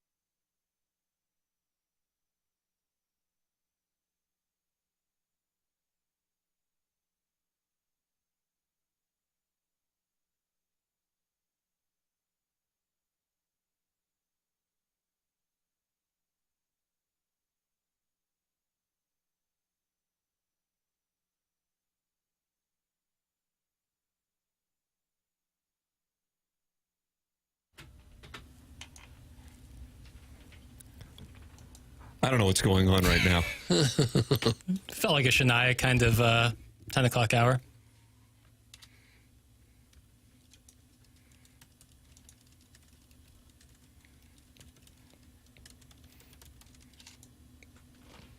You know, randomly, a couple days ago, my son and I having some wings. This place, by the way, I got to say this. I know the chances of people actually going to it, but I want to make sure, because I talk about the brass ring in Jupiter if you're down there at spring training, the wings. You boys had those, right? Delicious. Yeah. Oh. Well, I had the Doug had grilled chicken. Yeah, like the Chipotle bowl. We were in Hilton Head, I don't know, for whatever I was gone, 10, 11 days. And in Sea Pines, which is where Harbor Town is, I just got done messing around, putting, whatever, hitting balls with my 7-year-old, and went in and said, all right, we'll get something to do. I follow the Patty Harrington thing. Always when you go with your kid, make it fun. Don't sit there and work on alignment and grip like you know anyway. And so make sure you go in and have something, you know, like soda or whatever that you can enjoy and associate it with being fun and not, you know, some great Santini type of crap. Great reference. Thank you. So anyway, we're in there, and I'm like, you want anything to eat? He goes, let's get some wings. I go, okay. I'm thinking to myself, these won't be any good. This is Fraser's Tavern. Fraser's Tavern. Plantation Club, Sea Pines, Hilton Head Island. Doug, I'm telling you, Jackson, the only thing I compare him to is the Dirty Wings at O.B. Clark's. Just easily on the Mount Rushmore of my favorite wings. What made these wings so special? They were dry rub. You got to get the dry rub. Dry rub. And I every time, and we must have, in the 11 days we were there, I think I had them 6 days. And every time I would say it, whether it be to my father or my wife or my sons, I'd say, I don't know what the seasonings are in this. I got to find out what it is. My wife goes, oh, yeah, because then you'd be able to duplicate it. You know, easy there, sister. I'd do my damnedest. Yes, so that's my recommendation, Doug. Fraser's dry rub wings. It's kind of out of the way if it's in South Carolina, though. But if you want to go down and you got a nonstop to Savannah, okay, and then drive about an hour and get those wings, and then you'll be back in time for tomorrow's show. Yeah, just leave from here. I'm not going to do that, fellas. Thank you, Jackson.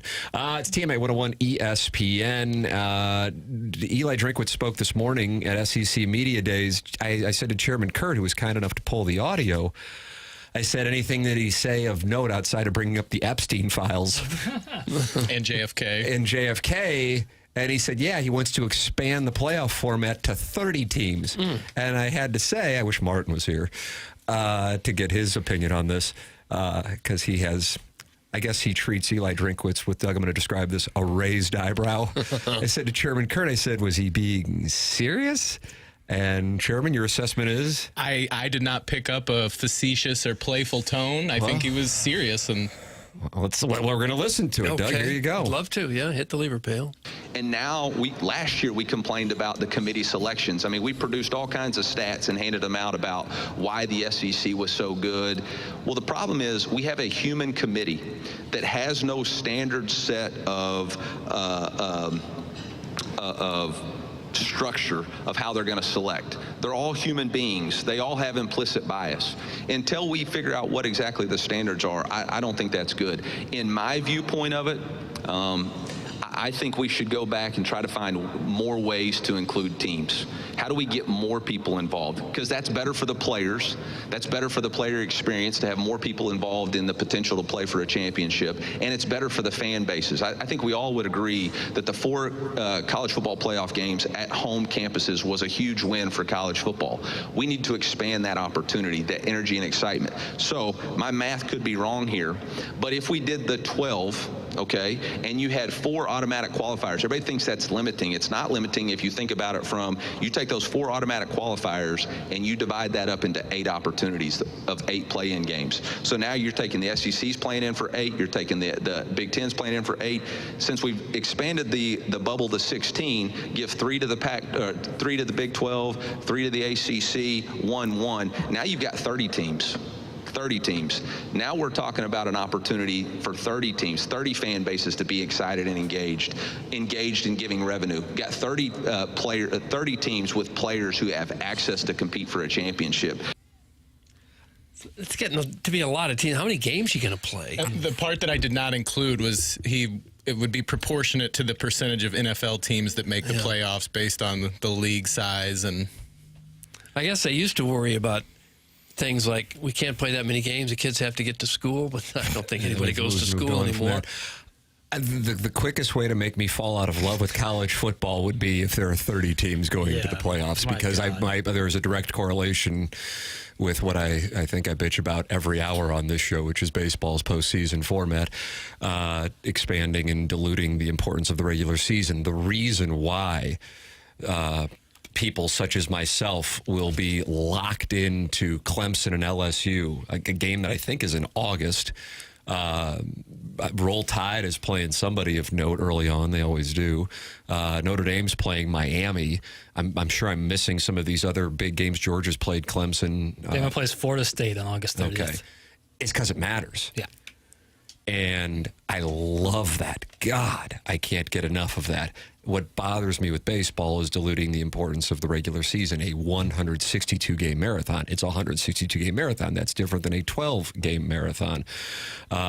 You expand it to 30 teams. I just feel like, okay, did they get into the tournament? I have no idea. And honestly, and this isn't Chairman Kurt's fault, I couldn't follow what the hell he was talking about. I agreed with the front end. I agreed with the front end of what he said, and then I got lost in the second half. I'll go back and read it probably on Power Mizzou this afternoon and try to follow what he was talking about. Right, but you want these games, like how awesome the atmosphere is on a Saturday when like Alabama and Tennessee are playing, and you know that this game has so much at stake because you know, and I don't give a damn. Right, I personally don't care. Right. You know, I can't wait to watch it. Right, and you can't like just manufacture that energy. It's not going to be there unless the stakes are high. And if there's 30 teams making the playoffs, then it's like, oh, well, we can afford to lose this massive game. And that then takes away the energy that I think like makes college football special. You know, college sports are special because of the energy, not because of the play on the field, but the energy in the crowd. My read wasn't off. He was being serious there, right? Yes, I agree with you. Yeah, absolutely. It was being. I just didn't follow it, and I'm not saying it to say what he's saying is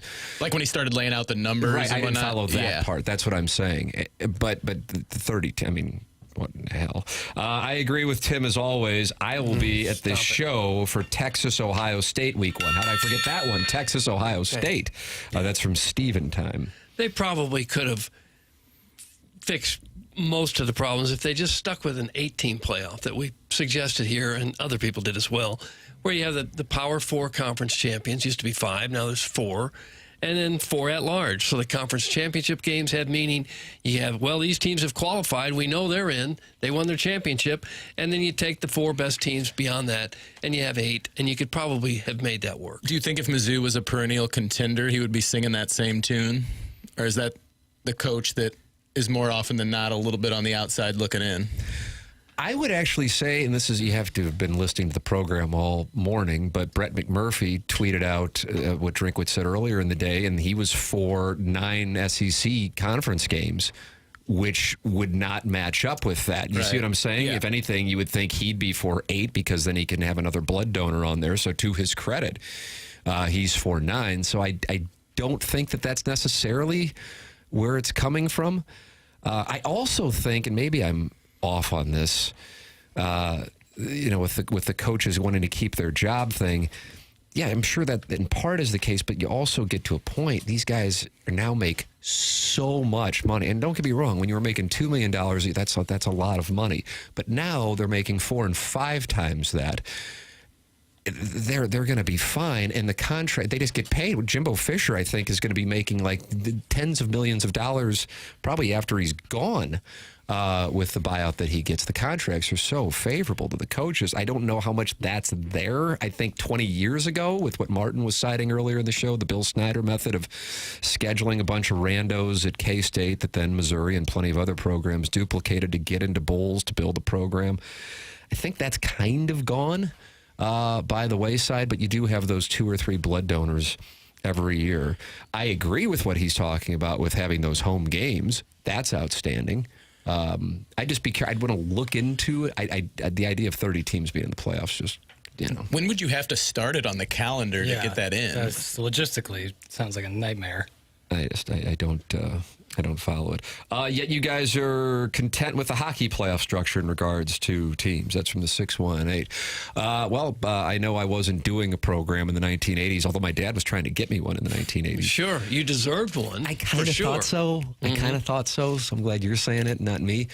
But I've been saying since the 1980s that the hockey regular season is close to worthless as it gets. It's just the difference was the Stanley Cup playoffs were the greatest, and still are, the greatest thing ever. That also was a time, Doug, this predates Jackson, but we can recall the Norris Division. What would they do? 5 teams in the Norris Division: the Blues, the Leafs, the Red Wings, the Blackhawks, and the North Stars. 4 of the 5 would get in, and then they would play a round robin against each other. Well, there was a long time when 16 of the 21 teams got in the Correct. playoffs. So the hockey regular season, I mean, you can be entertained by it, but it's got absolutely no value relative to winning the Stanley Cup back in the day. They have changed it since. Baseball, you win your league, you go to the World Series. Then it became you win your division and you go to the LCS. And then it just got watered down. And hey, yeah, more teams are involved. But I was reading a column this morning in The Athletic with regard to the trade deadline. This was written as they are doing their trade deadline tiers. And the math is the following. 16 teams, more than half the league, own at least a 20% chance of making the postseason. This time last year, eventual playoff teams had odds of 43.9% Mets, 39.5% Padres, and 7.6% Tigers. Remember, the Tigers made their run.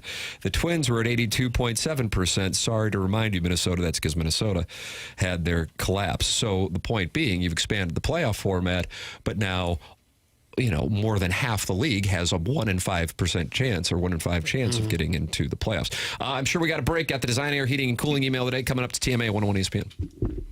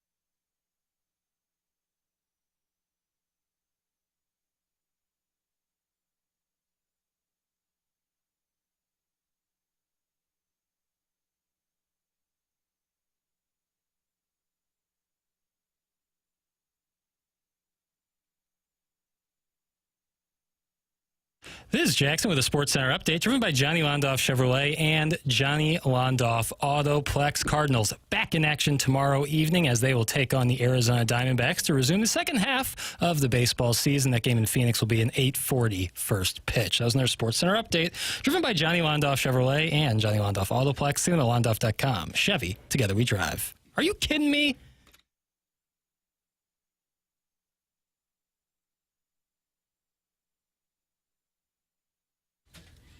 TMA 101 ESPN. My name's Tim McKernan, and I'm ranked number 1, Doug. Are you? Thank you. My father sends out a ranking of I knew that. Yeah. hosts. Just of men. Yeah, he ranks men. Douglas Elvin Vaughn, Chairman Kurt slides into the dais for the 10 o'clock hour. Martin has onboarding, and little Jackie Papers, who loved that rascal Puff. We have the Design, Air, Heating, and Cooling email today coming up here, and then BK and Ferrario will take over. There is your Stiefel dossier here on 101 and ESPN, and the Fast Lane from 2 to 6 p.m. So many people talk about how good looking I am, and they're right, but one of the reasons is my teeth. And you can sit there and go, man, can I look like you? Can I get that short? Can I have a skull that looks like something from some kind of, Appalachian. Yeah, like a crushed honeydew melon. Appalachian family. Oh, yeah. Like inbreeding you're talking about? Yeah. Hey, I'm in the middle of a live read. Oh, sorry. Make good season. It is make good season. Yeah, well, you can go to 100 West Dental and see Dr. Brandon Pryor and get my teeth. That's what you need. 100westdental.com, 100westdental.com. Located on Manchester in Baldwin. That's Dr. Brandon Pryor. They have a great deal going right now on Invisalign. You mentioned my name. You get $1,000 off if you're not sure you want to go through with Invisalign. They have the technology there to show you what it would look like if you do decide to do it. Listen, I understand most people don't want to go to the dentist. I don't think anybody goes, oh, good, I got a dentist appointment coming up tomorrow. I understand that. But it's like going to see your doctor for a physical, a checkup. That's that important, but people don't necessarily associate the two. But poor dental health can impact the rest of your medical health. Don't let that happen. Just get checked up with a dentist in a dentist's office that has the newest technology. It's Dr. Brandon Pryor and his team at 100 West Dental, online at 100westdental.com. Time for our Design, Air, Heating, and Cooling email of the day. Our standings here as we sit on July 17th, 2025 for the month of July. We got a tie, and it's Dalton and Shooter McGavin, each with 2 wins so far. But the Joey Vitale Lemming, Salty Bald Dad, Buck Swope, Alan Dadeville, Phil from the 618, and Paul Harvey Milk Mustache all have 1 win. What's up, boys? Just here to say I love when Doug tries to sing along to songs and is so horribly off. He sounds like a 3rd grader trying to sing and eat at the same time. I'm sure the visual is just as good, too. And then there's a little smiley emoji in there. I don't know if you like that one. Okay. Also, since I destroyed Pestis, unless I missed it, we haven't heard from him since. Can we get a welfare check? Thanks again, boys. Great show. That's from Average Size Shabongas. Average Size Shabongas. Now, Pestis has definitely been on hold. We just haven't gone to him. So I think he's doing fine. I don't know, Chairman, you talked to him. I haven't heard from him. Oh, really? I thought you texted me yesterday he was on hold. It all kind of just runs together. On Monday, I feel. Yeah. Be fine. I realize most of the emails are typically fun-filled slap-assery, but I wanted to take one email here and say what a great interview with Joe Buck today. While the entire focus of the show each day is not simply sports, you guys always manage to have top-notch guests ask fantastic questions with the aim to address the relevant issues. This week alone, Chris Kerber, Tony La Russa, Joe Buck, among others, really enjoyed it. To us who pay attention to the show religiously, things like that are a huge part of the reason why. Wow, that was like a kind and sincere email. Yeah. I was waiting for him to ask you out or something. There has to be something else. No, that's Kick it. to the groin in there somewhere. No, it's just Jake and St. Genevieve. Jake in St. Genevieve. How about that? Very kind. Thank you, Jake. I don't know. When that happens, I don't know what to do. Yeah. Well, it still feels weird. Yeah. I'm still waiting. I'm still waiting for the next another email paragraph to be coming. Yeah. Tim's been back for 2 days, and by golly, the world is a better place because of it. Ooh, you didn't catch. Oh, the gong's really falling. Yeah, it's on its last leg. It was like, good gracious, khakis, bodacious, flirtatious, trying to show faces, because I feel like busting loose and I feel like touching you. And can't nobody stop the juice. So, guys, tell me what's the use. It's getting hot in here. So hot, so Doug, take off your clothes. I am getting hot. I want to take Doug's clothes off. That's from Senator Cuckabee. Senator Cuckabee. He's new. It's more like the emails that we're used to, however. All right, now we're back on in our comfort zone. Okay. Yesterday's show left me pondering. Now that I've looked at my room, hold on, Doug. Yesterday's show left me pondering, period. Okay. Now that I've looked at my room, I have room for the stool and the chair, comma. Teach grammar at Murray State. Clearly not. It will be an interesting year, comma, but I decided that they needed names. Period anywhere? There it is. Right there. Okay. Yeah. The stool easy ... Okay, that's enough. It's just starting to get good. He's going to name it Doug's Lap. So anytime I or anyone else decides to take a seat on it, I can tell them they are getting the pleasure of sitting on Doug's lap. Still working on the name for the chair, comma. I'm open to suggestions, period. Small shout out to Iggy, though, comma. When we put a post out to ask for couches, he let us know that I could take some bookshelves, then offered a Dillian Harper ... toy. Why the dots?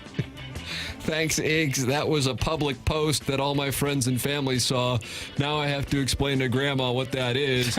But hit me up. I'm still interested in it. That's from the Coital Hype Man, Little Beer Cats. Little Beer Cats. School can't start up quick enough. Murray State. And finally, sure, you know him as the son of Hall of Fame broadcaster Jack Buck and the owner of a velvety voice that has been the soundtrack to 24 World Series, 6 Super Bowls, 22 MLB All-Star games, and 5 U.S. Opens. 15 million homes invite he and partner Troy Aikman into their homes each and every Monday night of the NFL season for Monday Night Football.